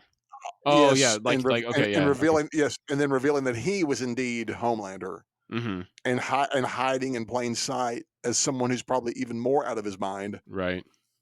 Than Homelander was. They might still go that way. Totally doable. It is. There's some some scariness when I think about it like that. So, but there you go. That's what I've been dying to tell you for past 23 episodes. Dude, I hope they don't do that in season 4 now. I just got like the biggest twist ruined for me. I should have said no. Well, no, it can't be. It can't be Homelander. I mean, I'm sorry. Black Noir with Black in this position. Black Noir cannot be a clone of Homelander, or I mean, he can be a clone of. They can be partial clones of Soldier Boy. Okay, let me throw this at you. A different. Okay. This Black Noir dies, but miraculously in season 4, episode 1, somehow he's there. That's a possibility. And it turns out that they cloned Homelander to bring Black Noir, the character, back. You see what I'm saying? Ooh. Yeah. Yeah. Well, you know what's interesting though? Remember I kept saying that they had the stats for everybody on the website on Amazon Prime. And now he said it's gone now. It's gone now. All that's gone. Whoa. Between when we started called it, dude. When we started covering this, season 2 was the only thing that was out, and that's when I noticed that. Okay. And then season 3 came out while we were like around the time that we were launching the podcast. And sometime between when I saw that and now, that information has disappeared off the website. Wow. Yeah. Well, now that is not curiouser and curiouser. Yeah. I mean, they could have made a decision throughout the years to take it a different direction. Maybe they originally planned going one way and then they said they want to do it a different way, so that's a possibility. Yeah. Yeah. Maybe there were some mandates coming down from, we have to hit certain criteria for our cast and stuff like that. So, who knows? Right. Yeah. Okay. Especially since we just killed off an African-American cast member, apparently. Yeah. So now that we know what route they've taken with Black Noir, would you agree that when the news of Compound V leaked to the public, that he was actually sitting in the hallway sobbing and not laughing? Or do you still think he was laughing? I'm not sure. Mm-hmm. That's the problem with Noir. So now that we know he had friends there with him, what were they telling him? Yeah, good question. So I don't know if he was laughing. I still don't know if he's laughing or crying. I guess he was crying. Yeah, that's what I thought. So, I remember that's what you thought, but because maybe he, in his mind, maybe he thinks that he didn't kill that kid by accident, at the place, and maybe he didn't get brain damage and all that stuff. Maybe so. Yeah. Interesting. Now, final question here before we move on. What type of janitorial service do they have that will come and clean this stuff up? Sunshine Cleaning. I'm sorry, that's a movie about this, and there's another movie about this it's a 1996 movie co-written by Quentin Tarantino with Angela Jones, the cab driver from Pulp Fiction, Esmeralda Villalobos. Yes. Called Curdled, and it involves her joining a forensics cleanup crew. But there used to be billboards in the Dallas area about this for forensics cleanup. There was a movie that they released. Okay, well, there's a couple of movies that come to mind that covered this. One of them has Samuel L. Jackson in it and Ed Harris. It was a kind of a thriller. He's a cleaner, and he gets called out to a crime scene to clean it up. Then it turns out that the crime scene was actually an active crime scene that he was asked to clean prior to anybody finding out about it. Oh. So he cleaned up all the evidence, basically. That was a pretty good movie. Oh, wow. I don't remember what the name of it was. Yeah. I'm a huge Ed Harris guy as well, and he's been a primary character in Westworld. Right. And a lot of times he's been listed as the Man in Black. Yeah, yeah. Season 1, season 2. Yeah. Yeah. It's really, I loved his character in that show. Yeah, he was great on that show. We just caught up last night and finished. I mean, I think there'll be one more season. I think they'll wrap it up after 5. But unfortunately, they only come out every other year. Okay. Yeah. But it's been great. I loved it. We loved it. I heard season 3 was kind of weird. Is that true or? I got the problem. We did it all kind of in one big watch, and it got a little confusing at some points, but not. I mean, you were able to work your. They got a little pretentious there for a bit, but it turned. I thought season 4 was really good. Okay. Very very good ending. Very good season. Okay. All right, moving along. In the Flatiron building, Butcher is getting ready to shoot up some Compound V. He hears a knock on the door to the office. When he answers, he finds Maeve. Butcher says, I figured you was dead. Comes in with a gun and holds it under Butcher's chin. He says, you didn't think I knew where the blind spots were, mother? Back up. Butcher complies. Maeve asks, where's Soldier Boy? Says, you on that Temp V, Butcher? Huh? What happens if I pull this trigger? Butcher gets the crazy eyes, the Eddie Murphy, come on eyes, and says, go on, do it. Huey says, hey, stop, and he grabs MM's shoulder. Relents. Huey tells Butcher, if Soldier Boy goes through with this, thousands will die. Help us stop him. Huey's doing a really good job of, I didn't even think about it, but him keeping them together here, like keeping MM under control. Good job, Huey. Yeah. Huey's really stepping up this episode. Mm-hmm. Maeve is eyeballing the bottle of Novichok in Kamiko's hand. Butcher says, this ain't a bloody kinder care we're on about, son. It's Vought Tower. Frenchie defiantly says, Becca worked in the tower. Butcher says, shut your cake hole, Frenchie. Frenchie loudly says, no, my cake hole will remain open. You will never command me again. I am done with your cruelty. I love it. Dude, it was so good. It was great. Kamiko begins grinning. looks confused. As he does. Huey tries to step in. He says, okay, Frenchie. Frenchie yells, I deserve respect. And we all deserve paid vacation days and a dental plan. Yeah. Maeve's eyebrows go up. Huey says, we heard you. He then turns to Butcher and says, you could have let me die from the V, but you saved me in the best way possible, but still. I don't think you want to do this. I think you want me to pull you back, like Lenny used to. Maeve makes her move, grabbing the Novichok and throwing the bottle through the window. Starlight yells, Maeve, no! Someone yells, whoa, whoa, whoa. Hopefully that didn't land on someone in the city. That Russian nerve agent. Also, lucky it didn't break in this room, killing all the non-soups. Yeah, I'm calling on Mythbusters on that one because, skyscraper windows are really thick. You can't just go throwing things through them like that. New ones are. I even think old ones, but I think the way she threw that, it probably shattered on impact in the box when she threw it against when she threw it. But why? I still don't. She wants to kill Homelander. Right, but but the Novichok was for Soldier Boy. Right. If the Novichok's gone, Soldier Boy can kill Homelander. Otherwise, they can't kill Homelander. Okay. I thought I'm thinking that she wants to kill okay, got you. Yeah, Thank you. Her and Butcher, their biggest priority Soldier Boy's the key. Is killing Homelander, and they must have Soldier Boy to do that. Yeah, he's the weapon. Okay, yes. Thank you. Okay. Maeve then rips MM's gun in half and says, Butcher's right. Homelander needs to die. That's it. Whatever it takes. Starlight says, I really thought that deep down you were a hero. Maeve says, well, you were wrong. There's no such thing.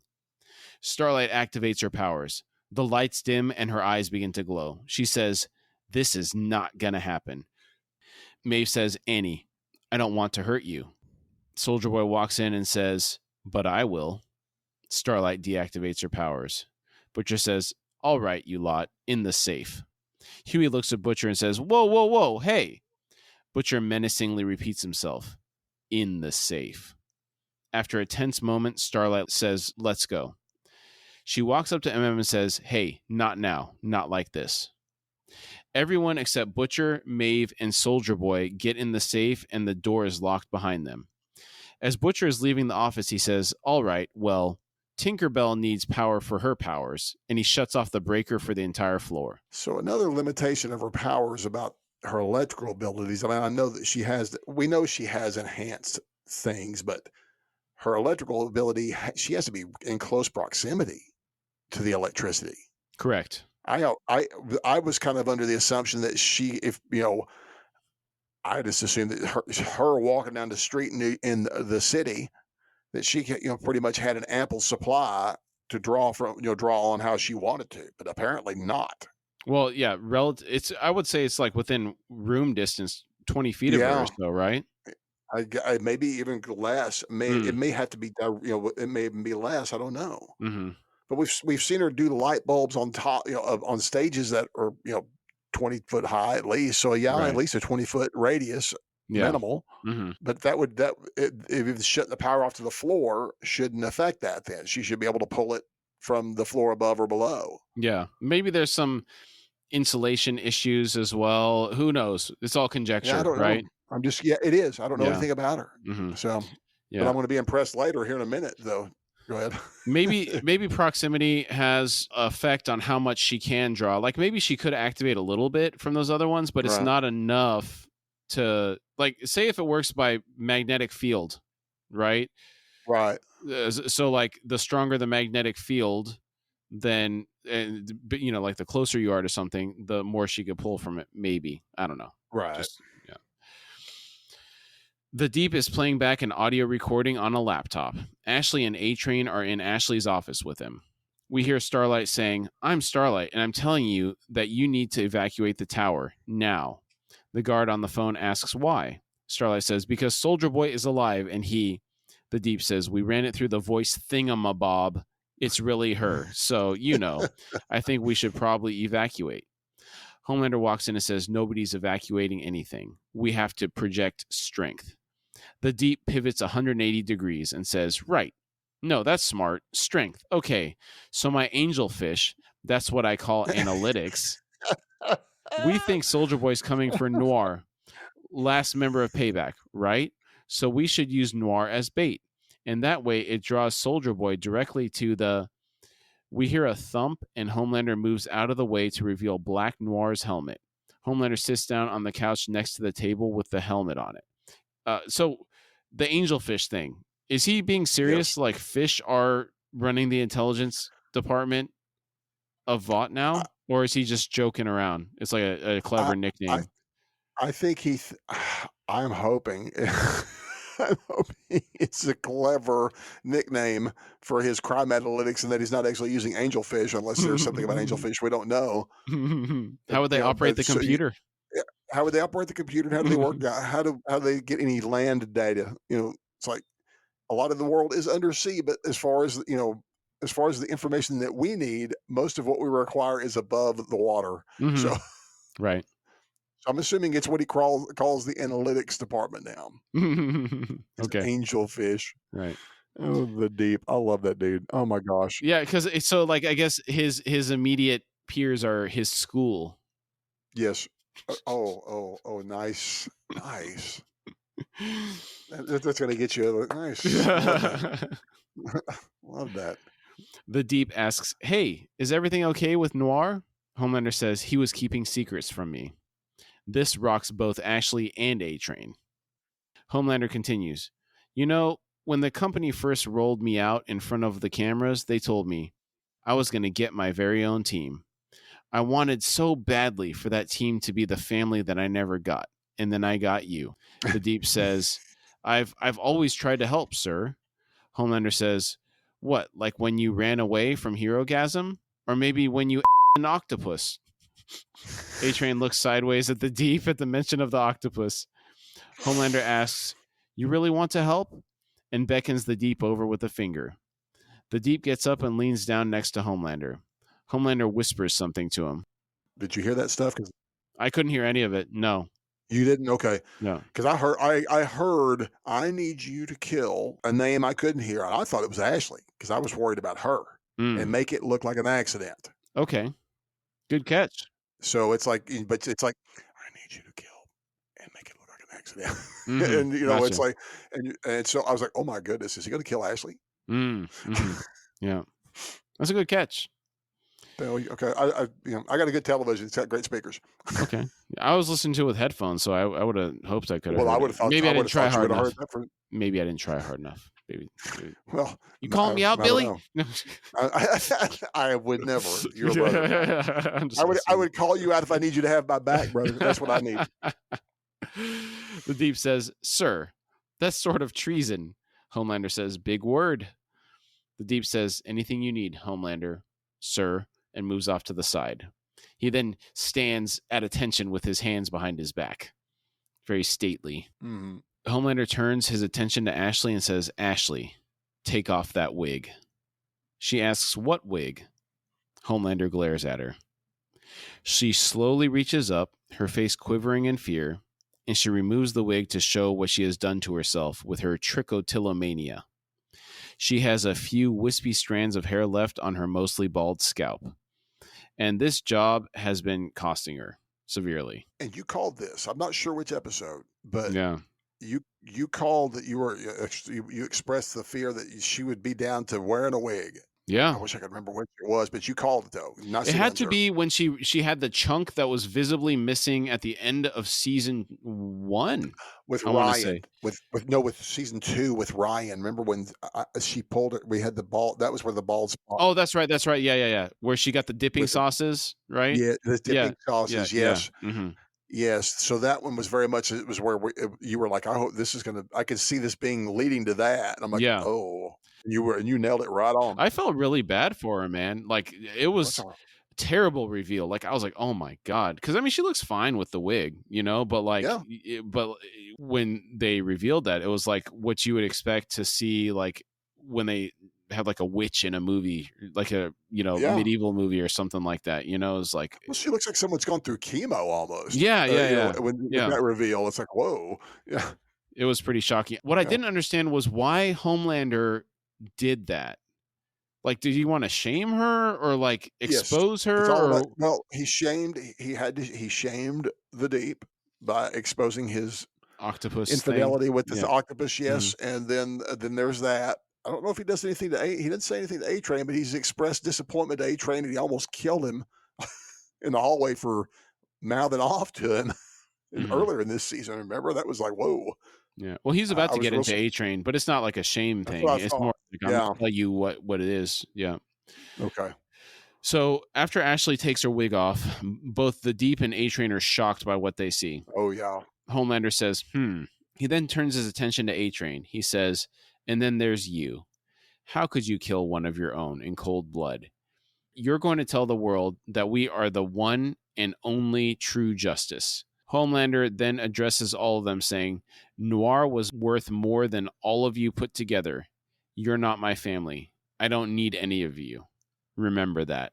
He stands and walks out. And that was a tense scene. Homelander really doesn't have many people left around him anymore, does he? They keep dropping like flies. He is getting to be truly alone, and he realizes this, but this could be helpful to him. Maybe the self-realization could be helpful. It seemed to help him earlier in this season when he embraced I'm just going to be this, and people seem to reward him for it. And so I think that maybe this will help him here. Right. Maybe. We'll see. There's something, the last scene of this episode, something happens that makes me think he's going to go deeper on that, which is going to be scary. Yeah. We'll get to that. Yes, it is. We're taken to Senator Lamar Bishop's house, and what a house it is. Mm-hmm. He's speaking on his phone in his backyard. He says, "On the record, if Dakota Bob taps me for VP, I'd be honored. Off the record, I'm expecting good news at the prayer breakfast." Next we see he's off the phone and he wades into his pool. He's swimming around, then suddenly something grabs him and pulls him under. There's a little bit of splashing, but then the water stills. His lifeless body suddenly bobs to the surface. The Deep submarine assassin emerges from the water at the edge of the pool. He whispers under his breath. Question for you. Mm-hmm. He's breathing the water through his gills, and I wonder if the chlorine in the water is similar to us breathing fumes, airborne fumes into our lungs. What do you think? I don't know, because I'm curious about this. Is he more of an amphibian? Does he have lungs and gills? Yes. Because I'm curious how that would work, especially when he goes down deep. Because when he goes down like deep, he wouldn't be able to breathe through his lungs at all because his lungs would be crushed. Yeah, but he's super powered, right? But he is super powered too. So that I imagine it might be uncomfortable, but I don't think it'd go into his bloodstream because I know fish can be put in chlorinated water. Now you're not supposed to keep them there, but they will live for a while. But Okay. you wouldn't want them in there very long because it will kill them eventually. So, but it might be uncomfortable, but I think he's a pretty tough old boy. He's swam in the ocean. If he can swim in salt and fresh water, I don't know if anything bothers him necessarily. I don't know because I know that fish usually can't switch between one and the other, Right. but he can though. I'm Mm-hmm. assuming he can. That's fresh water. So Well, some fish can, right? Like bull sharks, I some of them think, do. right? Yes, Yeah. yeah, some of them do, but a majority do not. Though most are usually one or the other. Okay. And don't Yeah, you're I right think about they that. don't Yeah. do yeah, I don't think they can do well or survive the switch to the other either. Right. Unless but yeah, I don't really know. Mm-hmm. I'm really curious, but I'm kind of impressed that he stepped up and did it. Yeah. I mean, He he doesn't have much of an option. really wants Homelander's approval, right? Yeah, he does. He Mm-hmm. really does. Yeah. Back in the Flatiron building, Starlight is beating on the safe door. After some time, she manages to knock it open. So even without her powers, dude, that's stronger than I thought she was. I mean, I knew she was strong, but that's strong. Yeah, I mean, that's a vault door. That's a vault. What's that? Well, good 6-8 inches thick, maybe thicker. Yeah, the weak point would be the pins that hinges, go right. yeah. The hinges did not break, so she had to break the lock itself, and Right. even then, that's like steel rod generally, right? Yeah. So yeah, I'm super impressed by her Yeah. strength. She's I was a lot surprised. stronger than we thought. Yeah. I was curious if Kamiko was helping her, but they didn't make it look like that. No, they sure didn't. It sure seemed to be straight up Starlight. Yeah. But so the other thing I'm curious about, and I may bring this up if I bring it up later, if you see it written later on, skip over it. But do her electrical powers amp up her other, like, she's already super strong. Does that to her when she is jacked up on electricity? Is her strength better, or is it just strictly a funneling and an energy bolt kind of thing? I don't think we've seen any evidence that would point us to think that when she's channeling energy, she's any stronger. Yeah, I hadn't seen that. I was just curious if you thought anything about that or not. Okay, cool. Yeah, I think she's just channeling the electricity at that point. Okay. She's acting as a conduit, or maybe not even a conduit, more like a condenser. Yeah, you're right. She picks it up, stores it real quickly, and lets it go. Yeah, and just okay. Mm-hmm. Yeah. Starlight says they got a really big head start, but I know a way in. Says, then what? Because from where I'm standing, we're with no grease, no plan, and no knockout gas. Great choice of words there. Is this the same? Was it him that came up with the same soup can reference? Remember? I need to go back and look it up because that really got me. I can't rember off the top of my head, but yeah. I think it's him. So does he have to have one a season that's really like, we're getting done that way with a soup can or with no grease or something? Like, it's once a season. I got to say something. It's too funny. Yeah. I got to go back and look up that soup can reference because that really got me. I remember that. Oh, that got me. Yeah. That was brutal. Huey asks, where do we get some more? Says, we don't. That was the only one. Frenchie hesitantly says, there is one lab in New York that might be stocked with the things I need. And as fate would have it, we are headed there. So Starlight says, you're joking. Says, we're going to break into Vought Tower while you go to the lab crawling with armed guards, and you're going to cook up the world's most dangerous neurotoxin with what? A little moxie and a little Mr. Wizard know-how while we hold off Homelander and Soldier Boy? Frenchie says, we? Scoffs. Oh. Huey steps forward and says, it's good enough for me. Starlight says, me too. Kamiko smiles. Frenchie looks at and says, Monsieur Le Demer? Le Demer naturally means mother's milk in French. Right. So for Monsieur Le Demer.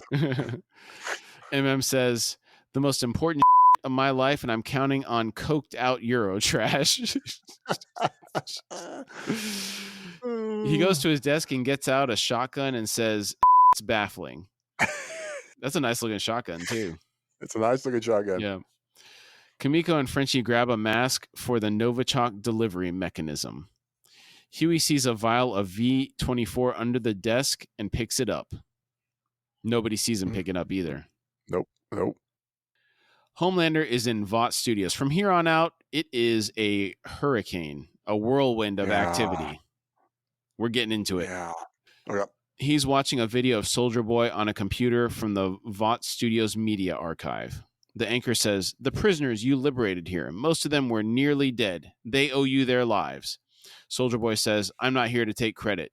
These boys here, they're the real heroes. What the Jerrys did here is unforgivable, but I promise you, I'm going to serve them up some good old-fashioned American justice." So that's where Homelander gets the, you're the heroes. They're the heroes. You're the heroes. So imitating him. Yeah. Yep. He says, he mentions that he watched it a bunch. Yeah, that's right. Yeah. So that is where he got it, I'm assuming. Yeah. That's a good catch. I didn't notice that until just now. Yeah. You guys, you're the real heroes. Yeah. Yeah. Butcher slowly walks in. Homelander says, "Scorched earth, eh, William?" Butcher says, "Scorched earth." Butcher, Maeve, who's now in uniform, and Soldier Boy walk into the room and stand in a line in front of Homelander. Soldier Boy asks, "Where's Noir?" Homelander says, "He's dead. I killed him." Soldier Boy asks, "Why?"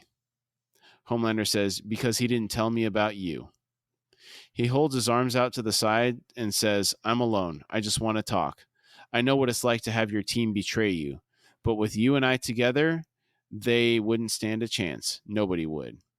Soldier Boy steps forward and says, "Unless we kill each other first." Homelander says, "That's true. But why? What, because he says so?" He points at Butcher. Homelander goes on, "He's nothing. He's human." Homelander has tears in his eyes.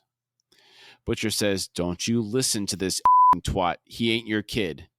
Homelander says, "Yes, I am. I am your son. I am your blood. That's all that matters." Soldier Boy nods and says, "Maybe."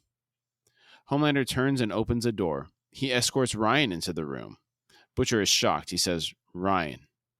Ryan looks mad at Butcher. Homelander has his arm around Ryan. He says, "This is my son, Ryan, your grandson."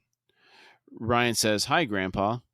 Soldier Boy turns his head to look at Butcher out of the corner of his eye. Homelander says, "You see, you have a family. You have him and you have me." Soldier Boy chuckles softly.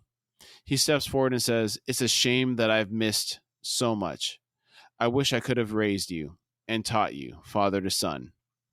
Homelander says, "Me too. That's okay. We're not alone anymore. We have each other." Soldier Boy puts his hand on Homelander's shoulder and says, "Maybe if I'd raised you, I could have made you better and not some weak, sniveling pussy starved for attention. And there's no fixing that now."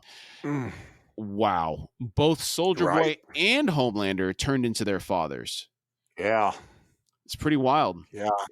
I was really shocked by that because I thought, because the way the way they staged that scene, you're thinking, oh, this is going to be like, I wished I could have been there to do this and do this. But then that insult at the end, it's like, oh, yeah. Wow. It gets worse too. Yeah, it does. Homelander says, "Weak? I'm you." Soldier Boy says, "I know." His lip starts quivering, and he says, "You're a disappointment." Just like his daddy said. Yeah. Exact same thing. Yeah. Soldier Boy takes the hand that was on Homelander's shoulder and grabs his lower jaw. Butcher and Maeve lunge forward to assist. Ryan yells, "Leave him alone!" Butcher yells, "Get out of here, Ryan!" We begin to hear Soldier Boy's chest hum with power. Ryan grabs a hold of Butcher's arm and begs, "Please stop." Butcher again tells him, "Get out of the building, now." Ryan yells, "Butcher, stop, please." Homelander says, You can't do this." Ryan is still begging, "Stop, please." Homelander says, "Don't do this. Don't do this. Don't." Suddenly, Ryan's heat vision hits Soldier Boy in the side and launches him into the wall. Homelander says, "Ryan, get back upstairs right now." Soldier Boy takes his shield and slams it into Ryan, throwing him against the wall. Homelander yells, "Ryan," and runs over to check on him. He has blood on his forehead from a gash on his eyebrow. I guess Maeve and Butcher both let go of Homelander, huh? So he could run over and check on him? Yeah, they were kind of Butcher when he saw Ryan because I went back to check that scene again to make sure, and when that happened, I think Butcher had already let go of Homelander, Mm-hmm. and then Maeve is just like kind of barely holding onto his arm is that because when Homelander he doesn't really even try to break free, they're just not really even holding him at that point. Okay. Because I think they're all shocked that they hit that soldier boy popped that little boy. Yeah, he cracked him hard. Yeah, they're kind of shocked. Yeah, because it would have killed that would have killed anybody. right. If it was normal, and Mm-hmm. it didn't kill him. This kid's gonna be tough. Yeah. He's the first natural born one, Yes, that's correct. so that he could be honestly the toughest of the bunch because he could have been born with his powers. Maybe it's possible. Yeah. We'll see. Soldier Boy wipes some blood off his face and says, "You little." His chest begins to glow again. This time he's aiming at both Homelander and Ryan. Butcher and Maeve share a look. Homelander is still tending to Ryan, apparently not noticing what Soldier Boy is doing. Suddenly, Butcher's heat vision comes at Soldier Boy. Soldier Boy raises his shield to defend. Homelander is pissed. He stands up and joins Butcher in attacking Soldier Boy. Homelander's heat vision blast knocks Soldier Boy out of the room into the main studio. Now, one thing that stuck out to me here is the contrast between Butcher's power level with his heat vision and Homelander's. When Homelander's hits, it knocks him back like 30 feet. But Butcher's is just kind of sizzling, It's well, there's a couple things going on with Butcher. This is, he's on the dose that's obviously the bad dose for him. Mm-hmm. So I'm assuming it's internally screwing him up as he's using powers. And he's also, when they faced off with Soldier Boy and Butcher fought Homelander in that amazing fight at Hero Gasm. Mm-hmm. There's Butcher could almost keep up for a minute. Right. Not even a minute, but he could almost keep up, but then it's like he's just overwhelmed, and also because he hasn't had the powers long, so he doesn't know how to use them. He wouldn't have the strength level. Right. But he's but he teamed up with people that can do the damage because they remember that they almost had him. Oh, they were so close in Hero Gasm. They were, yeah, close. Yeah. So after Homelander unleashes his heat vision blast, there is this amazing shot of Butcher and Homelander from the side with their eyes lit up. Yeah, I really liked that shot. It was really well done. Too. Yeah. Well, I think what makes it cool is that these are the guys that were going to score. That I think you're like me, that we were assuming it was going to be a big face-off between them two, and then it turns out that they both. Yes, after episode 1, right? Yes, but after seeing Ryan, these are both father figures, one literally and one figuratively to Ryan, and so they're both united in their anger now. So over the attack on Ryan. Right. They both turn their heat vision off and glance at each other. Homelander goes back to Ryan and Butcher steps out into the studio. Soldier Boy has been knocked to the ground. He gets up and says, "What the are you doing?" Butcher says, "Not the kid." Soldier Boy says, "Oh, I thought you said blood didn't matter. Thought that was the whole point." Butcher says, "He's my wife's son." This throws Soldier Boy for a loop. He says, "Wait, Homelander your wife? And you want to save the brat? The hell's wrong with you?" It sounds like a telenovela when he says it like that. Right? It does. And it's like, it's not the same thing, man. It's like, come on. But I have really enjoyed Soldier Boy. He's been a real hoot. Yeah, man. I've really loved his character. I like this actor. I've never seen him in anything. So he was, because he was in 300 episodes of Supernatural. Well, I'd heard he was from Supernatural. I've seen 1 or 2 episodes. This would have been in like 2002 or something like that.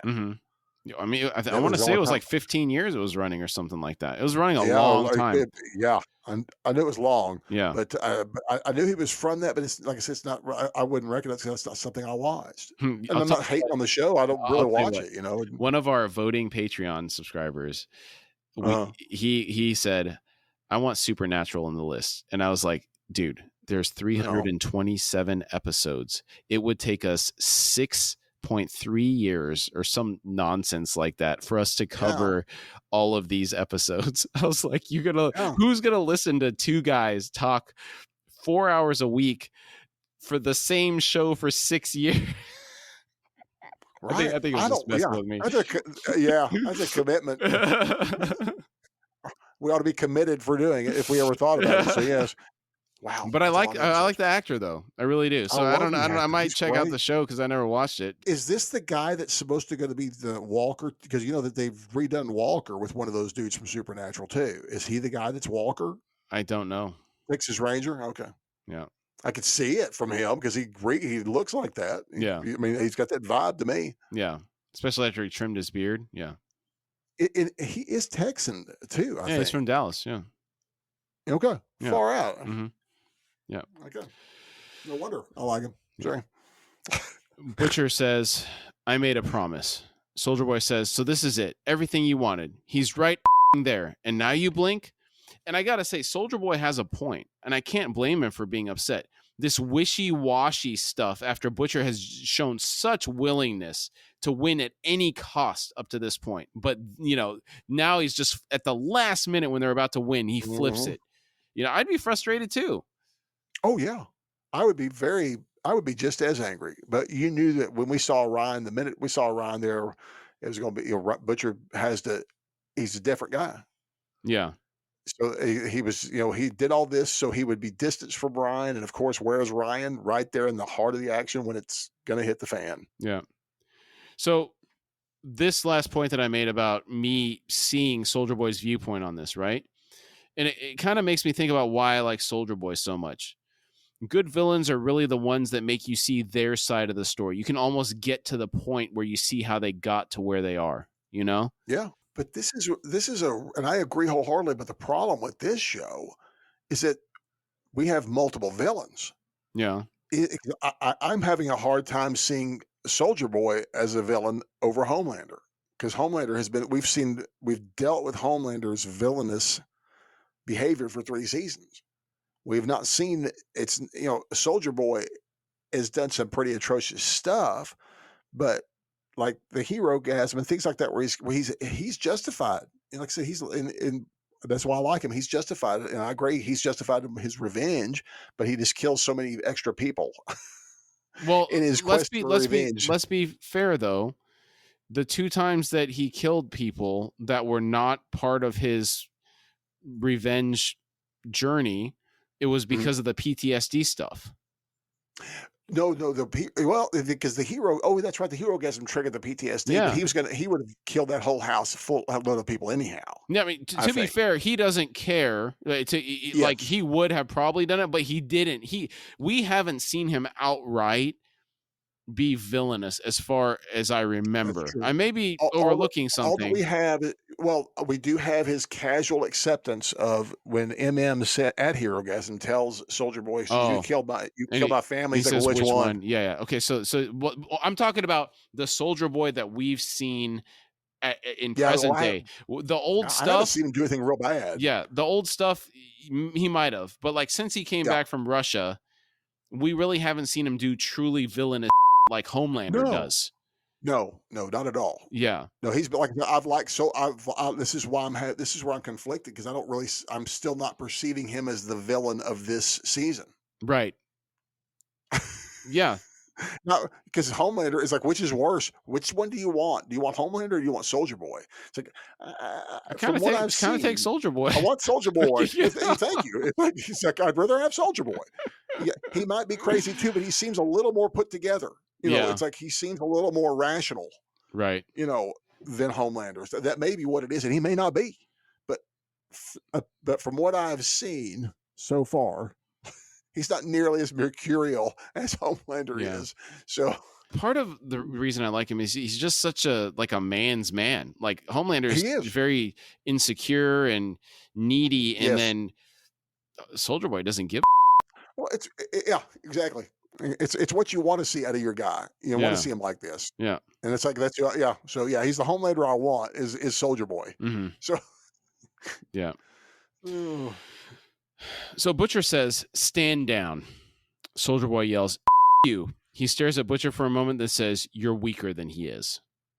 In the other room, Ryan finally gains consciousness. Homelander has his head in his hands. He says, "Hey." Ryan says, "Dad." Homelander says, "Yeah, I'm right here. You're okay." Ryan passes back out. Homelander stands up.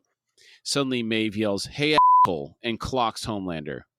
Homelander recovers and says, "Not now, Maeve. We have bigger fish." Maeve says, "I don't." She moves to grab Homelander as he walks away. They exchange a flurry of blows before he knocks her back. He says, "I said not now," and moves to walk away again. She gives him a roundhouse kick to the side, knocking him against a filing cabinet. She comes in with a big right hand, and he dodges. She crumples the door on the filing cabinet as she hits it. After another series of blows, Homelander lands an uppercut. He says, "Maeve, stop." She runs in and tackles him. Out in the main studio, Butcher and Soldier Boy are going at it, toe-to-toe. Butcher gets knocked down. He lands a flurry of blows as he gets up, then grabs Soldier Boy's neck and blasts him directly in the face with his heat vision. Soldier Boy is unfazed.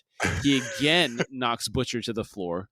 He walks around him, then grabs his collar and swings him over his head to slam him down on the desk in the studio, collapsing the table underneath him.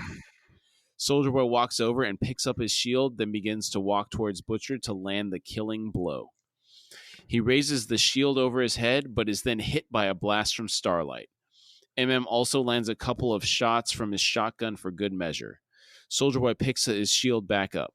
Starlight walks in with her eyes glowing and lands another blast on Soldier Boy. Well, this has been some of the best action, this season. It's like we've waited 3 seasons to see these action sequences. I mean, we've seen multiple great action sequences in this show, but not prolonged soup on soup sequences. This is awesome. This is the most robust of all of them. It is. Because season 2, I was thinking about it, all we got was the girls get it done fight, right? In terms of this level of scale. And that was barely a third of this fight. This fight just goes on and on. So many people involved, and it's epic. It is. It's fantastic. Mm-hmm. It's fantastic. I mean, because Hero-gasm was a good fight. It was, but that was just like a tease to this, and it's like we've been waiting for.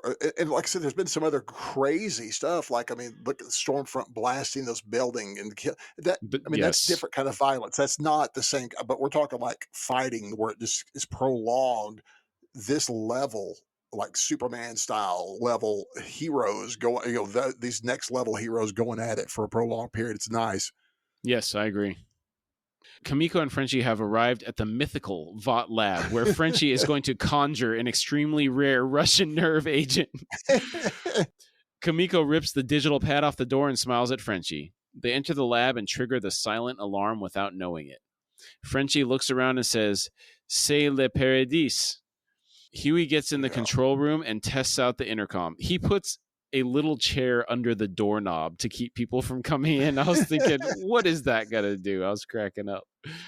Oh. Into the microphone, he says, "Testing, testing, testing." Ashley and other Ashley are startled when they hear this in Ashley's office.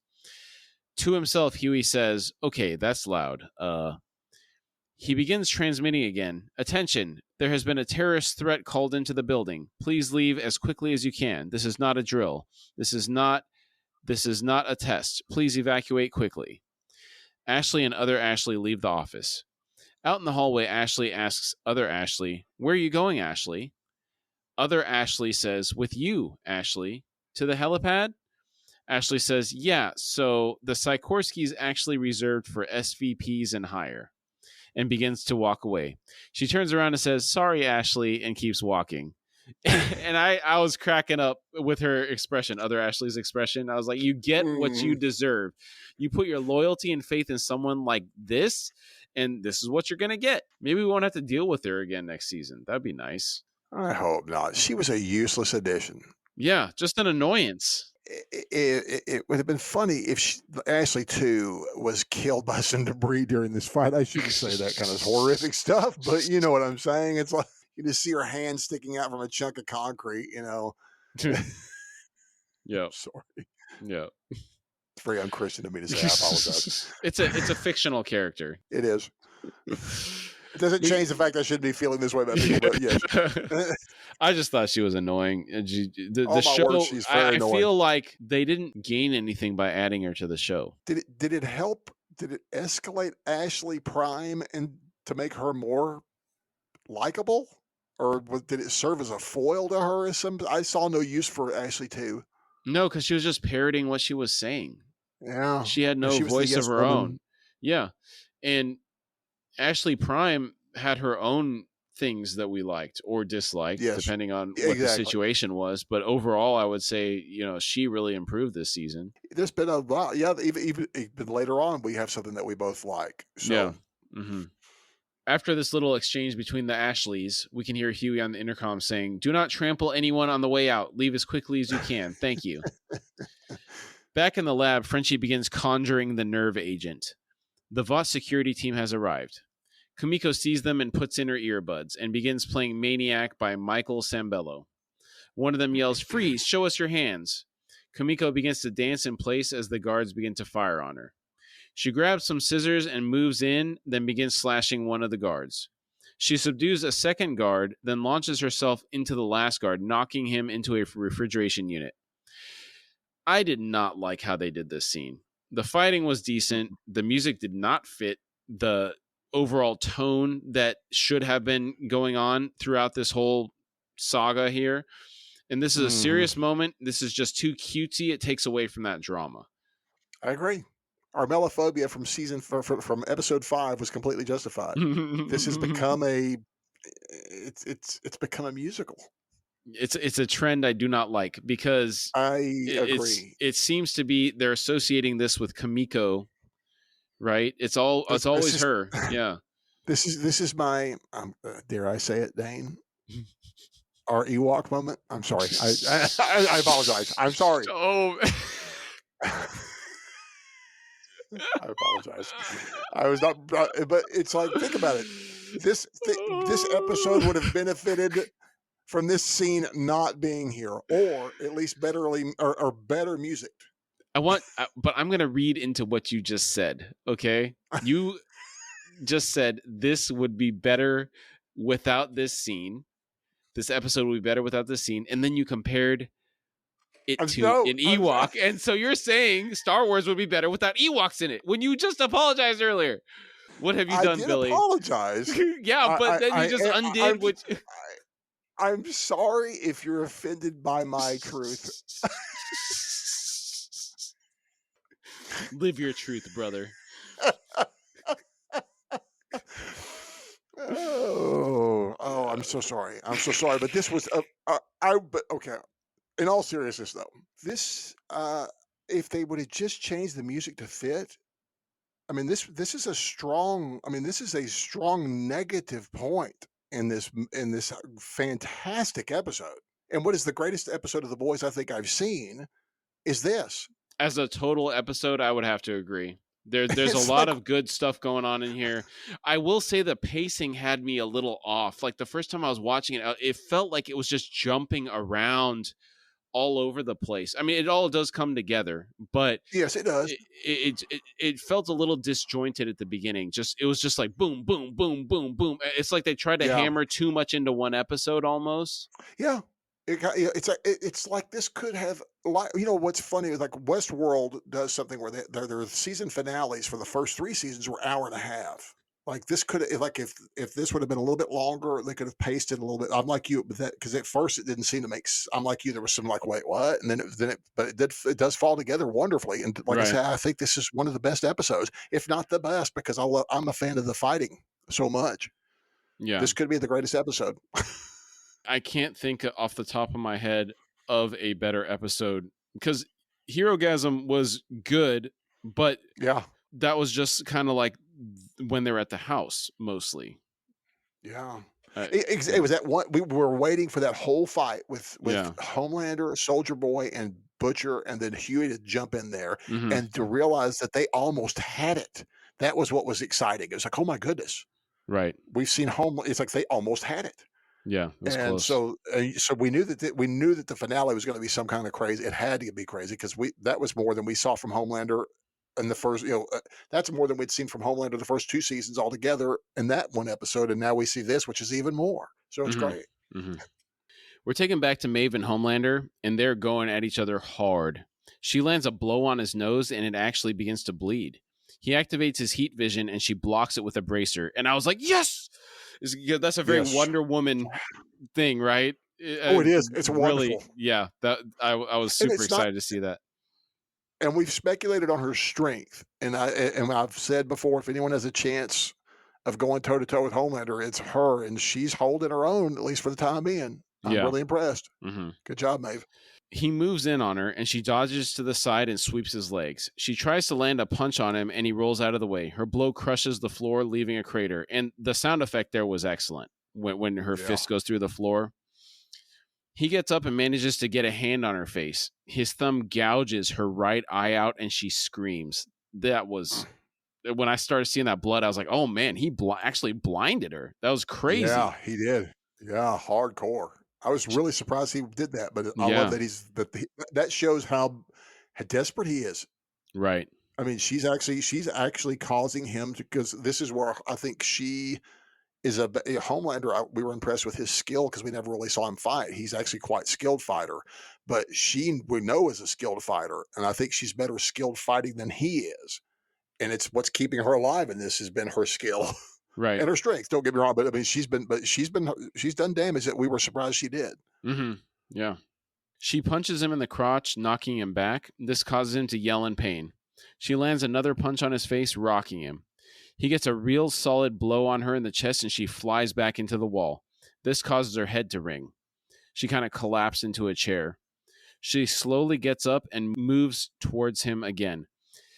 Now, this scene where she's slowly getting up out of that chair, her cheek is covered in blood, and it's a really gruesome sight, but I thought it was well done.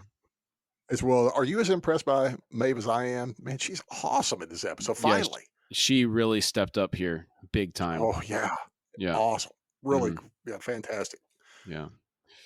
Back in the main studio, Starlight is squaring off against Soldier Boy. She prepares another blast.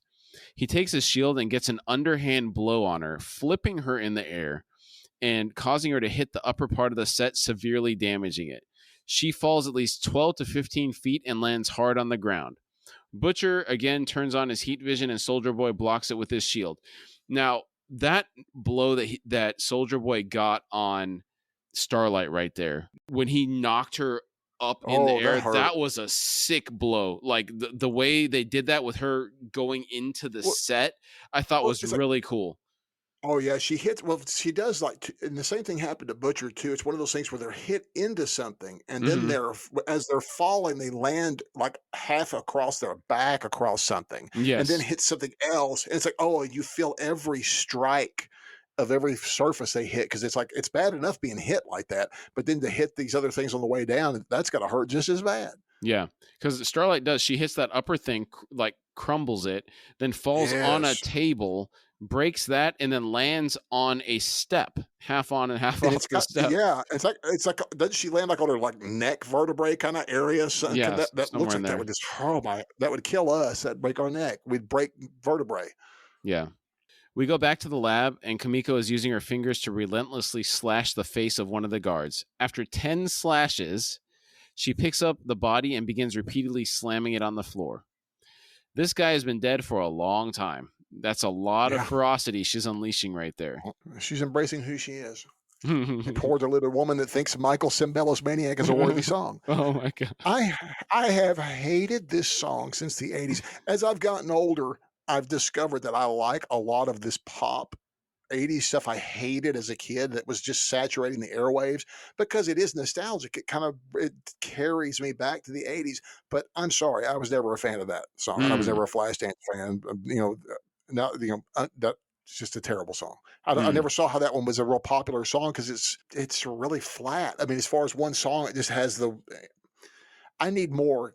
It's not hooky or catchy enough for me, but it was hooky and catchy enough to be big for America. So I guess that was the birth of my becoming disenfranchised with our American pop or with pop in general. I was like, oh, but yeah, that one in particular, like I said, there was no love in a nostalgic way for that song at all.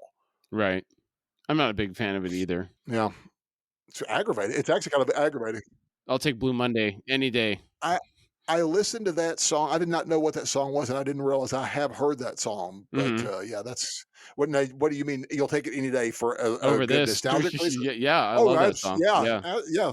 I would happily take that song. You have Thank you. never heard Blue Monday? I think I've heard it in some when I clicked on it to check what it was. No, I have not. You have to realize I'm a band that was always really weird and behind the times musically.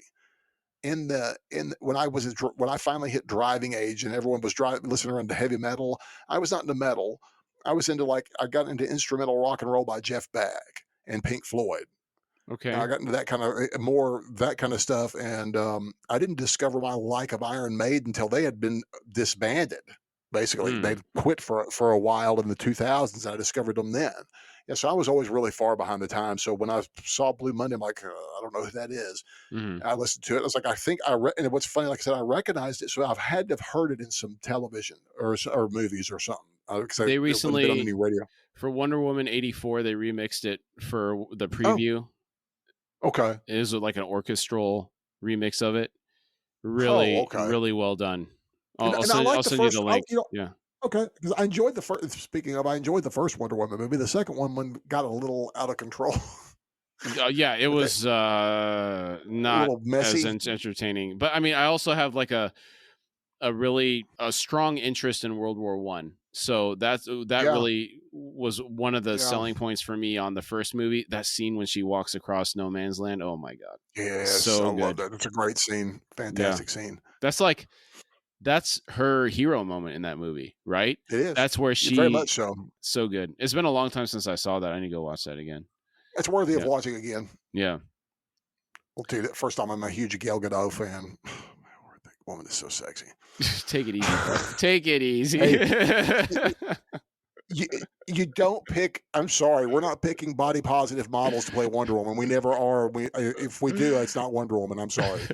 I think the criticism when they selected her, I mean, she is good looking. I agree, but she was not as muscular or as full figured as you expect Wonder Woman to be, because she's very thin. You know what's funny that they have the real the television. Linda Carter was in. She was in it. Yeah. I remember that. Yeah, but she, for some reason, I'm more drawn to her as Wonder Woman because I thought she was. To me, she was. I like a lean because she looks to me like a warrior, and she is. You know that she's Israeli, and she was. I forget. They all have to go into the military, so they do. Have to but she did something though. She was like an instructor, firearms instructor, or combat. She did something. Mm-hmm. And you're kind of like, oh, that made me like her a little bit more. But so so I think she's pretty cool. I liked her as that pick for some reason. She fit for me. Yeah, I mean, I can't think of anybody else off the top of my head that would have been a better casting of that. Yeah, I can't either. Yeah, she's likable. Mm-hmm. Frenchie is performing his alchemy like a mad scientist as Kimiko is systematically dismantling this guy. The second guard that she simply subdued gets up and takes aim at Frenchie with his weapon. Kimiko moves in to defend Frenchie and manages to foul the guard's aim, but he still lands a shot on Frenchie's leg. Kimiko takes the guard's gun and uses it as a bludgeon, cracking the guard in the face with it. One of his teeth flies out of his mouth towards the camera, which I thought was an interesting choice. That's one of those gimmicks they do in 3D movies, right? Yeah. Something flying right at the scene. I was like, why did they do that? Sometimes they will do that in some action movies that aren't necessarily 3D, just to throw it at you. But this has not been a show to do it. If they had done it previously, I might would have understood it. But they have. This is it's not a common gag for these guys to do that. So right. I think of the movie Wanted with McAvoy, mm-hmm. and that keyboard and the key popping off the keyboard, but him hitting the guy in the face with the keyboard. Mm-hmm. That's a really good example, actually. Right? Yeah. It's all I think about. It just jumps in. Yeah. I think Chris Pratt was in that scene. He might have been the guy I think he was the guy that got hit by the keyboard. Seriously, that's great. I liked it. I only watched it once. It was entertaining. Yeah, it was all right. I mean, I like McAvoy. I mean, I like that Children of Dune miniseries. And I would have liked it anyhow, but McAvoy being Leto is fantastic. Frenchie falls to the floor after getting shot, but he has managed to finish his chemistry project. He attaches the mask to the container and hands it to Kimiko. He says, "I've got the Novichok, huh?" He motions to the door and says, "Now go." Yeah, this whole scene with them and the music really almost kind of I mean, because they were still going with the music here, weren't they? Yeah, Were we still in still the doing? scene. Still in the Yeah. scene. Yeah, So yeah, that was just that almost really kind of ruined the scene almost the for some music. reason. Yes. Yeah, I would I mean, definitely. it seriously detracted from what could have been a great scene because it's a good scene. It's the choice of music. Yeah, again. So we have that episode that we will eventually do about Yeah, music used correctly. This is yeah, music used incorrectly. yes, very incorrectly. I would have preferred. I would have preferred some death metal. I mean, I'm not a death metal guy, but that would have fit better. You know, especially Yeah. when she's slashing at that guy's face and beating his face to a pulp. He's already been dead for Lord knows how long, and she's just sitting there playing with the body. And, you know, it's like okay, Hmm. you know, it's just Let's get some I don't know. disturbed going or something. Something. Yeah. Something with a little more that makes more sense with this kind of violence. Yeah. Butcher is still using his heat vision on Soldier Boy's shield. He slowly steps into range and punches the shield, shattering it. MM yells, "Ah, yeah, your shield." Soldier Boy drops the remnants of the shield and goes at Butcher. They exchange a number of blows on each other, but Soldier Boy is the stronger of the two and ends up knocking Butcher across the room and taking him out of commission. MM runs over to check on Butcher. He finds Butcher unresponsive. He looks up at Soldier Boy and they stare at each other. Suddenly, Soldier Boy's right hand shoots out and grabs Kamiko by the throat. He lifts her up and throws her through a desk, and she slides another 20 feet before coming to a stop. This is what we were just talking about. I love how the set is being destroyed by the people being thrown around. It really Yeah, sells the force with which these people are hitting this stuff. it does. And this is one thing that we've constantly pointed out with Amazon's destruction. There's something about it it's more personal. It's more intimate. I feel it more. Mm-hmm. You know, you feel like when they're hitting each other, you're like, "Ow, that looks like that hurts." You know, you see these guys doing it in the Marvel movies, which are fantastic, but it's so big. You know, you don't have time to register. Do they even feel it? Does it really hurt them? I mean, or what are they doing? You know, so here it's like that all looks like it hurts. Doesn't look Yeah, fun. I think to the Killmonger and Black Panther fight in the Black Ugh, Panther movie, and yeah. first of all, I thought they really did Killmonger a disservice because that was a really interesting character, and I feel they didn't do enough with him in that movie.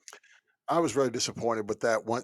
The first part of that movie I really enjoyed Mm-hmm. because it was like the character was a different. This is the movie that made me dislike this actor because it was like first off you have an actor that you have him playing this one part of him setting up where he's really good, and then he gets after he gets what he wants, then all of a sudden it's gonna. You know, I'm going to start talking like some hood rat all of a sudden when I haven't Mm. done this the whole movie. And when I get to Africa, I'm going to start talking to them this way. It's like, Mm. I was, and then all that stuff it was a very underwhelming movie, but that was one of the most I think that's one of the first movies I recall being overhyped.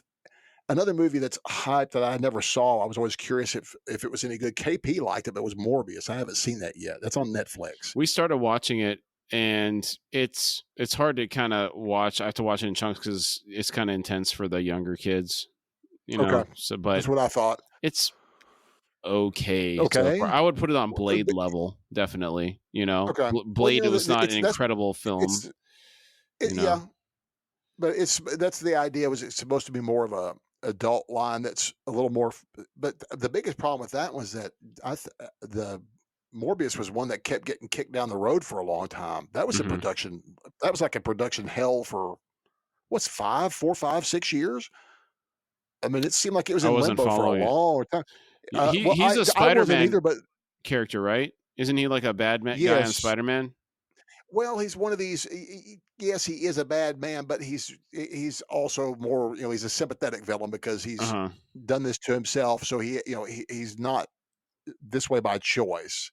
You know, he's not trying. He's not a wanton killer, but he is. But yeah, he's kind of a villain. I don't know much about him, but the only reason I ever paid much attention is while we were working still at Fry's. I mean, that's one that kept that was talked about in the LP office there for years. Like, this is, because I work with a bunch of younger guys. They were excited about this, but it just kept getting talked about. Jared Leto's in Morbius. It's going to be, Morbius.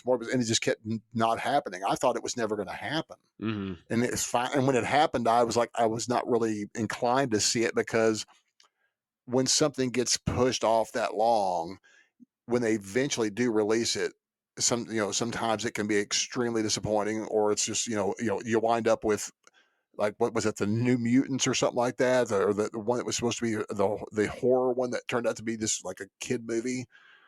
Was that New Mutants? I Do don't you know about that remember. one? No.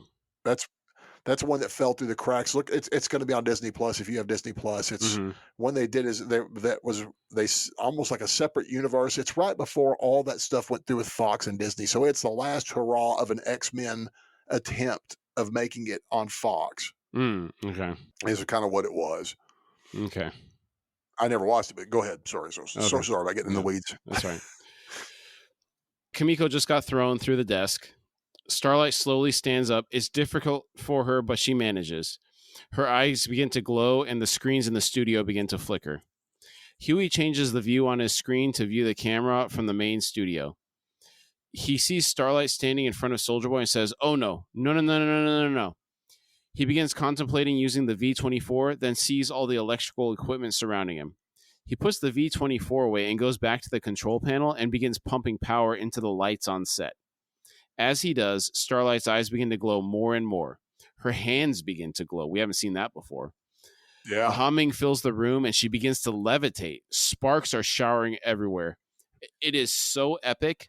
And for me, the most epic shot of the episode. Between the music and the visuals, this shot right here wins it. Hands down. I agree. Yeah. I agree. It's a really great shot. That she's angelic looking when she's that white lit. She's so bright. Yeah, it's a great shot. It's real cool looking. Yeah, the buildup is really cool. The slow motion, yeah. And Huey he's beaming when he sees this. Yeah, he's really happy with his handiwork. I also thought it was really too bad that they couldn't have worked Alex into this scene. That would have been really even more epic if he could channel some electricity power into her to subdue Soldier Boy. Oh yeah. Well, we talked about this when they first mentioned Drummer Boy, because I remember we had to look up what Drummer Boy was, and I said he had electrical powers. And you speculated on this, and you and I both talked about the idea of him sitting there feeding her, just jamming it, just pumping as much of his power into her, and just letting her just unleash it. But because his power is strong, as electricity is pretty good as it is, but I don't know if she amps it up, or because that's what I'm curious, if she takes it and is able to not just channel it but make it stronger or anything like that. Right. Kind of curious. Still knows a little bit, but we talked about this, and I would have loved to have seen him, because I did like him. Right. Sorry, he had to die to earn my trust, but yes. Sorry, Alex. Suddenly, Soldier Boy begins sprinting at Starlight. He has a shard from his shield in one hand. He goes airborne and is about to hit Starlight with the shield when she releases the blast, creating an epic noise in the process. Soldier Boy goes flying. Starlight falls to the ground panting. Soldier Boy is getting up. Starlight runs up and grabs one arm, Kimiko the other. Slides in and puts the mask over Soldier Boy's face. He says, "No, you ain't no hero. You're just another racist piece of we can't seem to get rid of. This is for my family." Back to Maeve and Homelander, she lands another blow in his abdomen, knocking him back, and he falls to his knees, groaning. He gets up, and after a couple of hits, lands a solid blow on Maeve, knocking her to the ground. They are now in the main studio. Butcher stands up. He sees Soldier Boy's chest beginning to glow. Soldier Boy yells, "I'm not going back in that box." Starlight says, "You'll kill everyone." Butcher sees Ryan enter the room. He walks over and grabs Ryan, covering him with his body to protect him. Maeve is still on the ground. She sees a metal straw next to a metal cup, and she grabs the straw. Homelander has walked over and is attempting to subdue her. She flips around and stabs him in the ear. It goes several inches into his head. We hear a horrible ringing sound. And I am cringing so bad right now. I had an incident with a really bad ear infection earlier this year, and this is giving me flashbacks. It's really, You know, I have had when I was a kid, I got them because I couldn't stay. I love to swim, and I'd get them quite a bit, and they were so painful. I still remember those pains. yeah, I mean, those are just because well, first off, they're in areas you can't do anything. You can't even touch it to itch it, scratch it, or do anything about it. It's just right in the center of your head. It feels like. right, right. It's pretty far Mm. in there. But yeah, Yeah. it's in there. Mhm. But yeah, but anytime I see it, I'm like you. That when you mention that kind of pain, I can always feel it. Yeah. It's terrible. Yes. Maeve looks up and realizes what is happening with Soldier Boy. He is on the verge of exploding. She sees Butcher blocking Ryan with his body. She then meets Starlight's gaze. She knows what she has to do. She says, Homelander has stood up and rips the straw out of his ear. Maeve lands a really good punch on his chest, knocking him back. She then turns and sprints to Soldier Boy, tackling him. They both go flying out of the window. They fall several hundred feet before they explode, leaving a mushroom cloud in their wake. The windows on all the surrounding buildings are blown out by the explosion. That was a great shot. It was. I was really impressed with her bravery. Dare I say, brave Maeve? Yeah, Oh, she that lived was, up to the name. and I don't mean it in the way that the ubiquitous they mean it either. I mean she was truly brave here. Yes. It was amazing. I mean, I was really impressed with that. She sacrificed herself. Yeah. Mm-hmm. Yeah, I was for really, other people. I was really touched by that. Actually, I was like, what? I was not because it's so unexpected of her. Yes, and it was nice to. It was like, wow, that was really something else. Yeah. Back in the main studio, Butcher realizes they weren't killed. Starlight runs over to the window and looks out. MM and Kimiko are looking at each other. Huey runs up to Starlight and they embrace each other in relief. Frenchie hobbles over and Kimiko moves to support him. Ryan stands up. Butcher asks, "Are you hurt?" When Ryan doesn't respond, Butcher says, "Ryan, look at me." Ryan is looking at Homelander as he walks up. How is he still alive after getting stabbed into the middle of his head? Well, I don't think it went in that deep. It didn't look like it. I think it probably stuck, or she may have punctured his eardrum, but it didn't go past the eardrum. Okay. I don't think, because I think about that. We've flashed back, and we've mentioned this before about the Superman Returns movie, the 50 cal to the eyeball. Yeah.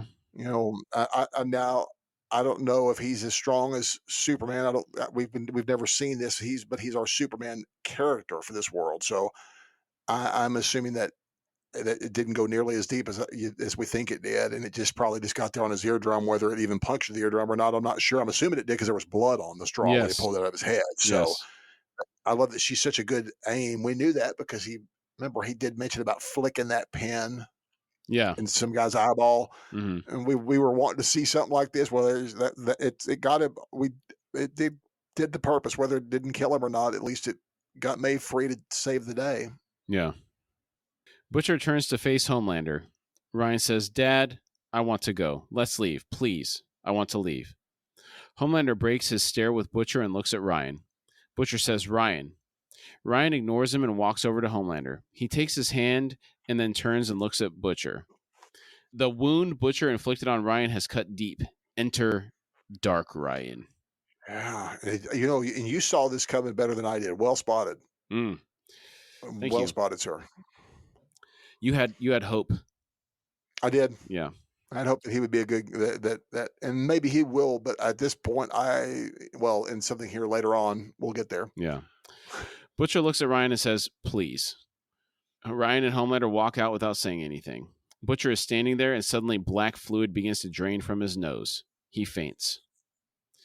We see a Vought News Network broadcast. The title reads, "Remembering Queen Maeve." Below that it says, "Makeshift memorials cover Vought Square." The announcer says, "She was one of America's greatest superheroes, a role model for little girls everywhere, a strong, proud who pioneered the way for others to show the world who they really are. And she made the ultimate..." Sorry. We're talking about the story that was sold to the public, not the reality of the situation.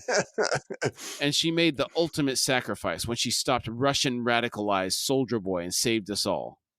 As the announcer is speaking, we are treated to a montage of scenes with Maeve. A clip from Dawn of the Seven with the hacker. The Lisbeth Salinger type. Yeah. The screen says, Dawn of the Seven co-star, best kiss of my life. There's another clip from the Super in America show. It's the one that's in slow motion that Maeve is whipping her hair around. They have some water splashing behind her. Yeah. Yeah. Yeah, that was great. That's the one that Courtney was in. Remember that character? Yes. Yeah. That's where that's also where they filmed her and Elena talking. Correct. Yeah, that's the first time we saw Elena. Yeah. Mm-hmm. Yeah. Publicly. Yeah. But yes. A clip from the Dawn of the Seven premiere red carpet event.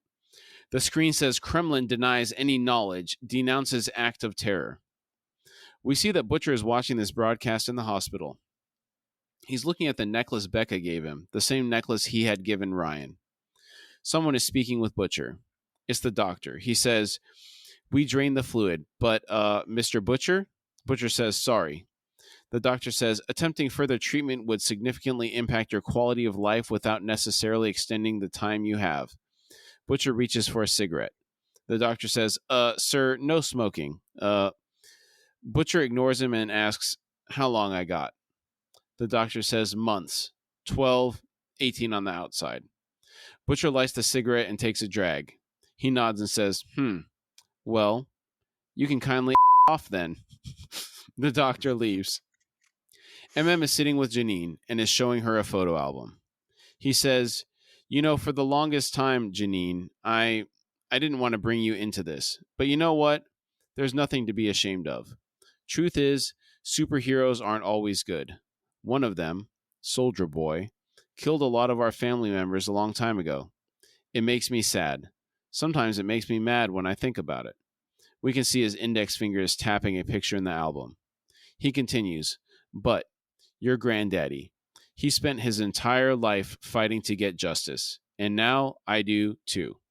I just want you to know that you should be proud. Your granddaddy, now he was a real hero." Janine puts her hand on his. She says, "You're my hero, Daddy." He smiles and says, "Thank you." And this was a very touching moment. Yeah, I agree. A very, very touching moment. Yeah, he needed this. Yeah. Yes. Starlight enters MM's apartment and says, "Hello, it's me. Are you there?" A battered and beaten Maeve emerges from a bedroom. I was surprised. I was as well. Because I was like, man, nice. Maeve's sacrifice, Yeah. Starlight says, "Oh, God. Well, you look like..." Maeve says, "Off, Smurfette." Starlight asks, "You going to be okay?" Maeve says, "Yeah," slowly, painfully, like every other powerless schmuck in America, thanks to Soldier Boy. Question: should I get a pirate patch or the Sammy Davis glass eye? Starlight says, "Oh, the pirate patch, no question." Elena walks in and asks, "You ready?" Her and Starlight greet each other. Starlight asks, "Where will you guys go?" Maeve says, "I don't know. Somewhere Homelander won't find me." Elena walks up and is hugging Maeve. She says, "A farm, ideally." She's from Modesto. She was a future farmer of America. Maeve is embarrassed. She nods and says, "Great." I love how she gets embarrassed. Mm-hmm. Elena is smiling. She says, "Mm-hmm." Starlight says, "Thank you for everything." Maeve says, "First time your prissy ass showed up at the tower crying in that bathroom, you saved me. Truth is, you don't need me anymore. I could jump, but you can fly." Starlight walks up and gives her a hug. Maeve says, "Oh." It's a long hug. Maeve says, "You're like a walking Hallmark card. Enough." Her and Elena say goodbye and leave. Goodbye Yellow Brick Road by Elton John starts playing. Kind of surprised it wasn't Billy Joel. How about you? Agreed. Yeah. I was like, where is this Elton John coming from? They didn't have a Billy Joel song they could pick from? Maybe they couldn't license one or something. You know what? Did we not do Joel this season at all in 3? Not that I recall. No. I don't recall any. That was just our bleed over from 1 and 2. Yeah. Particularly number 2. Yeah. All right. Annika is showing Ashley a video she found of the boys finding Maeve in an alley and picking her up. Ashley deletes the file. Annika looks at her in surprise. I was kind of proud of Ashley for that. Yes. There may be hope for her yet. Right? Mm-hmm. Yeah. Mallory is overseeing Soldier Boy being put in a containment cell. The Deep is having another feeding frenzy on Doritos and Ding Dongs. Cassandra is being interviewed on VNN today. The Deep is watching. We see the cover of her book, In Too Deep, My Journey to Freedom. Now, the twos in that sentence are the number 2. Yeah, they make no Unbearable. sense. Unbearable. Well, I mean, was she part of the first? Did she co-write the first book, Deep's book too? Why would she have a number 2 in hers if this wasn't a sequel? I don't know. Well, I guess it is her second time escaping. Once from the church. Oh, second well, time now from the Deep's clutches. Kevin, okay. you don't know Kevin. Yes. A reviewer quote on the cover says, "A brave and harrowing true story." I think of South Park. It's Kevin Stoley's the Star Trek guy when everyone else is all into Lord of the Rings. Oh yeah. It's like dadgummit, Kevin. They're playing Star Wars and he's playing Star Trek. It's, oh my goodness, I love it. Yeah. Cassandra tells the interviewer, "You don't know the real Kevin." The interviewer says, and nods. Cassandra continues, "And you wouldn't like him if you did." The Deep has tears in his eyes. We get a shot of the painting of Homelander on his throne with the Deep standing proudly behind him. The Deep is holding a trident. Why haven't we seen him wield one yet? I don't know. I do remember one of the male TNT twin calling him the Lord of the Seven Seas. Correct. So now that he's killed somebody, maybe Kevin, I'm sorry, the Deep maybe he'll use one next season. Maybe. We can always dream. We can always dream big. I'm dreaming of him being a villain someday. I told that was my dream for this season, and I got a little bit. A little bit. He did kill someone. Oh yeah, that's true. That's true. Yeah. Mm-hmm. So he actually did step up and did a little wit work there. So I'm kind of around. There we go. The Deep, underwater assassin. Very specific. Yes. Well, I guess if you needed anyone killed on a cruise liner, yeah, yeah, just lurking in a watering hole somewhere, right? Or some type of estuary in Florida. You don't need like the Deep there. The wildlife will get you. Right, exactly.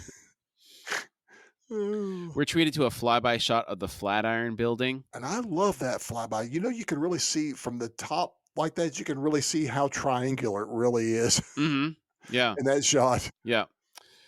There is a Remembering Maeve billboard and a Dakota Bob billboard outside surrounding it. Now, the last time we saw a shot from this angle, it had Dawn of the Seven stuff on those billboards. Oh, that's right. Okay. Charlotte is holding her uniform in her hands. She is standing next to the trash chute. Huey asks, "You sure you want to do this?" Now, before we move on, there are 5 mug shots over this trash chute. 4 men, 1 woman. I suspect these are villains in the next season. Then they are some seriously mean-looking individuals. I can't make out the words at the bottom of the mug shots. They're kind of serial numbers, it looks like, but besides that, I can't make anything out. I'm kind of excited because of these. Yeah, they have to be because they've come together as a really strong unit, and now we're adding somebody else to the unit with Annie, and so it's kind of one of these things. I'm excited about where we're going to go for next season. Who are these people? Right. They looked mean. They did a really good job. Yeah, I was like, oh, I want to see these people.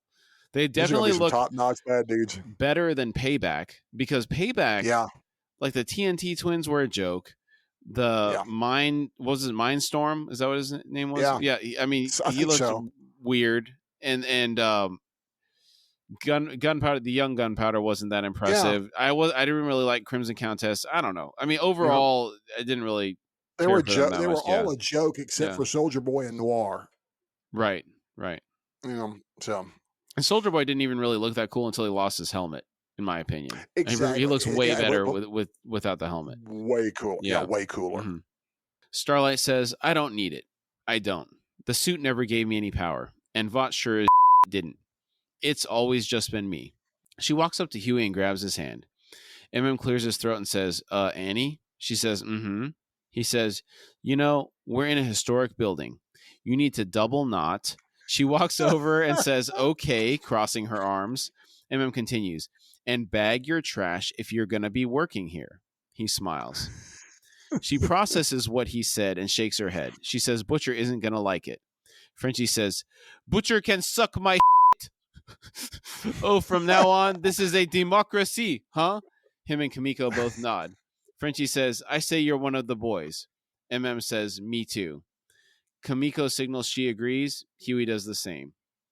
Starlight notices Butcher standing in the doorway, slurping a soft drink through a straw. The cup is Dawn of the Seven themed. Yes. Huey chuckles. Butcher rattles the ice in his cup. Butcher looks around the room at everyone. Huey notices a news story on the TV. NNC has a breaking news segment. The title reads, Bishop drowning ruled accidental. Huey says, oh, and unmutes the TV. The anchor says, after the tragic drowning of presumptive VP candidate Lamar Bishop, we go live to the Singer campaign in Sioux Falls, where Dakota Bob just announced his new running mate. We see a live broadcast. The anchor walks up to Dakota Bob and asks, what would you like to say to the American people? Victoria is accompanying Dakota Bob. She says, as the next vice president, I will work hard to provide a safe and secure future for all citizens on both sides of the political divide. Dakota Bob chimes in, and that's why I'm so proud to have her on my team. The crowd begins chanting his name. Butcher walks up to the trash can and throws his drink away. He says, well, that has definitely got to go. He gives us a diabolical smile. And after the murder of this senator by the Deep, that's where I figured was going to happen was Victoria. Yeah, that was the transactional thing that she gave the address to Homelander for where Ryan was, and she got this. And I got to tell you, I am not in any way upset by this. No, she I love is it. really a compelling character. I want to see what they're going to do with her. Because to be honest with you, I don't even think she's that bad. No, is that crazy to say? I mean, after the the hearing massacre, like I said, we have so many villainous soups in this show. It's a matter of like we like Victoria and Soldier Boy, people like that. That's even though they're villainous, but they're principled. Yeah. So I kind of like that they've got the principles. It makes, like I said, it's part of what makes them compelling. Yeah. And I'm like you. I don't know if she's necessarily other than killing a bunch of folks. I'm not sure if she's necessarily the villain of the piece either. I'm like you. Right. Yeah. We see another NNC breaking news segment. The title reads, Soldier Boy statue toppled. Below that it says, Storm Chaser who accused Starlight of child abuse is a registered sex offender. We get a shot of the crowd that toppled the Soldier Boy statue. This is in Vought Square. They appear to be mostly Homelander supporters. They're cheering. A man walks up to the cameraman and angrily says, Hey, you and your lies. He grabs the camera and knocks it out of the cameraman's hands. He then yells, Starlight, Starlight, Starlight, and he gets the crowd chanting. We can see a Camp Stormfront sign with a picture of Stormfront on it. There's a lightning bolt symbol in the Nazi style on it as well. There are a lot of other signs this contingent was holding at the protest earlier in the show. It's basically the same crowd that was there when the Starlight protesters were there as well. So the signs I read off earlier is basically the same stuff. A woman points up and yells, Homelander. Homelander slowly lands and says, Hi, good to see you. I love you guys. You are America, true patriots. Hey, do you want to meet someone? Someone very special to me? The crowd says, yes. He says, yeah? Again, we hear yes from the crowd. Homelander says, all right, come on down here, buddy. Ryan slowly floats to the ground. A man yells, the kid. Homelander says, all righty, everyone. This little guy here is my son, Ryan. We hear someone yell, you have a son? The crowd starts clapping and cheering. Ryan is smiling. Someone else says, that's so awesome. Homelander says, yeah, he's a chip off the block. A man yells, you fascist, and throws something at Homelander. It ends up hitting Ryan in the chest. Someone in the crowd yells, what the he's a kid. Homelander looks around and says, who did that? Someone yells, what the libtard? Another person yells, idiot. The seas of the crowd part between the man and Homelander. The man is wearing a Believe Starlight shirt. Pretty brave of him to show up there alone when all these other protesters are there from the opposing party, basically. Yes, I agree. Not smart. Homelander stares at him for a moment, then lasers him in the head, exploding it. Completely unexpected. Yes. Surprised Out the in heck out of public. me. Just Yes. out in the public. Straight up murder. Yeah. The crowd is shocked, not knowing how to respond. Many people are rightfully shocked and disgusted by the display of casual brutality. Then Todd yells, "Yeah! Yeah! Yeah!" And the crowd starts clapping and cheering. Homelander soaks it in. He begins smiling and laughing. This is going to embolden him even further next season, I anticipate. Oh, yeah. You mean Homelander? Yes. Yeah, oh, yeah. Yeah. I also see an opening here for MM to be able to get back with his family because Todd's going to obviously go off the deep end. He's obviously on the deep end. Yeah, good point. So this will be a good opening for, hopefully, for MM and Monique to patch things up. Yeah.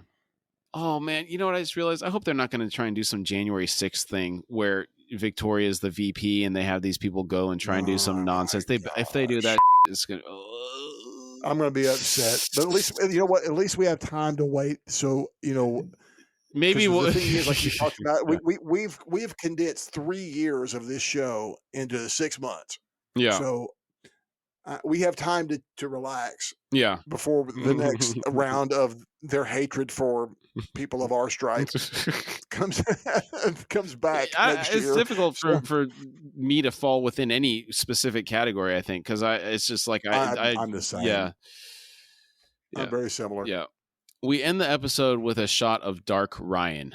There's a violin playing. It ends by sliding off scale. I love it. I love that shot of him. Yeah. And I think back to season 1, the first reveal of Ryan, last episode of season 1, introduces us to this sweet boy. Number 2, season 2, he's a sweet boy pretty much through and through. And then 3, he's pretty sweet until here. You're like, oh gosh, it's going to be bad. It's going to be bad. Yeah. All right. And that's the end of the episode. I really like that violin, that song that they did there at the end. That was really how different it was from everything else, I think. Was part of the reason why it hit so hard. Yes, and see, that's what they've done that multiple times through this season, but that's usually more subliminal. Yeah, it's usually you'll hear. That's what I've been hearing a lot of times, but they bury it. This time they don't hide; they put it right out in the open because everything's going to be all out in the open, right, for next season. Mm-hmm. So for standout moments, Frenchie telling MM he's the best man he knows and encouraging him not to hide parts of himself from Janine. That got me good. Oh yeah, there's a lot of that. But them two, I love that. It's such a very how we talked about at that time how the advice sometimes that you listen to it comes from the people that you least expect it to come from, the stuff that means the most to you. Right. Yeah. And I love how that works. So Kimiko slapping the out of Frenchie and trying to get him to do the right thing. Awesome. He needed it. Yeah, agreed. Yeah. Yeah, she got him to stand up for himself too. She did, and all of my what's funny, all of my stand-up moments are the same as yours. I just agree with all of them. Yeah, I mean, there's a lot of good stuff this time. Oh, fantastic episode! Maeve's escape from the armored car, awesome. Oh, awesome! Yeah, Starlight powering up through the stage lights. That even without the team up with Alex, it was still really epic, beautifully done. The music, the way they lit it, just everything, slow motion. It was awesome. Yeah. And Alex, again, I'm sorry you had to die to gain my trust. Yeah. Maeve sacrificing herself to get Soldier Boy out of the building. Again, another one of those touching moments, where we've been asking for her to rise, and she did. Yes. Yeah. I mean, she really jumped up to it. And I'm just going to have to come back to how the standout moments and the disappointment fact was the maniac Michael Zambello scene. Mm-hmm. The episode was great despite the dance sequence. Yeah. It was too cutesy. It just broke the aura, just the feel. And that's I think that's what I'm trying to drive at when I say these things about. I'm not hating on the Ewoks in particular. I'm hating the fact that we break this. You're not hating on them. We take something really. You just said they shouldn't have existed. In the movie, in this movie, they should have been existing in their moon, doing their thing, being Ewoks. I don't know what they do. Fight amongst each other. Oh man, cannibalize people. I got no idea they were going to eat them at first. I got to tell you something. You're gonna love this. So the latest D&D campaign that I've been playing, it's not even D&D, but there's a Star Wars role-playing game. Okay. I play an Ewok Scoundrel. Okay. My name is Satchpile, and basically his backstory is he was kind of picked up from the forest moon of Endor, and he was forced to work as a mechanic on a spaceship. So it's like he's like real greasy and get like tough Did they clumps mistake of him for fur. a Wookiee? No, I mean he's an Ewok. He's small, right? But Okay. but Well, because the Wookiees are famed for being good mechanics. yeah, they are. Well, one of the other characters that I play with is a Wookiee, and what's even funnier about this is so well, first of all, like I play kind of like that engineer. He's a scoundrel, but the scoundrel can branch into a couple different things, and so he does Satchpile does some like engineering type stuff. But the funny thing about it is, so we have a human companion who's a noble. She can understand Shiriwook and Ewokese. I forget if that's their real language, but nobody else can understand us. So like all the communication has to go through her, and then it's like a communication triangle sometimes where some people can understand me, but some people can't, and then it has to go, and then I don't know. It's just kind of funny. That's great, man. Yeah, I just remember that. I thought I'd let you know that you're talking to an Ewok, Billy. Again, it's the Ewoks I felt were introduced because think of the beginning part of the whole beginning stuff on Return of the Jedi is so intense. I mean, it's so intense, and that's the rescue of Han. Yeah, ending with Boba Fett and inside the death of Jabba, with the supposed death of Boba. I mean, that's intense. Yeah. I mean, that's very intense stuff, and to kind of throttle it back. That was the only reason I felt that way as a young person in the theater. Mm-hmm. And like I said, I've actually, like I said, watching it with KP last week when we watched it, I was a lot more forgiving and I enjoyed it. But like I said, I got overwhelmed with the addition of the nose. Yeah, just look it up. 2012, the added nose. It detracts. It really takes away from that scene. Mm-hmm. I just want the option. I'm glad I have a DVD set of when he first put the stuff out with the additional painted backdrops of Episode 4 and those remasters. So I still have pretty original copies. Okay, nice. So I'm happy about that. So. Yeah. Mm-hmm. Another thing that I thought was great, obviously the entire last fight sequence, all of it together was all of it. Various parts were better than others, but very good, very enjoyable. It's like 3 seasons worth of fighting on the last. Was that like a 15-minute fight basically? Yeah, going basically, on there? Yeah, a third of the episode. It was awesome. Yeah. And then the theme of the fathers and their children, I thought there was some really good stuff there. It was. I'm with you, especially with Janine and MM at the end. It was particularly. That was like the bow on the top of that theme. Yeah. Yeah, definitely. Very nicely done. Cool. All right, you got any final thoughts? No, I just can't believe we're caught up and finished with the boys, man. 24 episodes, 24 weeks. Yeah, awesome, crazy, great finale. Yeah, it's really a great way to end finale. It for now. Yeah. Real excited about the next episode. Yeah. Looking forward to that Batman versus Superman discussion. This is Batman Superman. Okay, yeah. This is going to be what we don't really have a script for this one. We're just going to I don't really have much to bring. I'm gonna write an outline of what we're gonna have separate notes, but we're gonna have this section. We're gonna talk about this. This section we're gonna talk about this, and then we'll progress through that way. That's my plan. We'll figure it out this week. Sounds cool. Dude. All right, good job. We thank you all for joining us today. Again, we really like to thank you for taking the time to be with us, and we've had a really great time talking about the topic today. If you would like to support our show, you can find us at horsefrogproductions.com, where you can find our Patreon link. Depending on the platform you're listening from, it may also be in the episode description. And if you'd like to contact us through email, it's at contact@horsefrogproductions.com.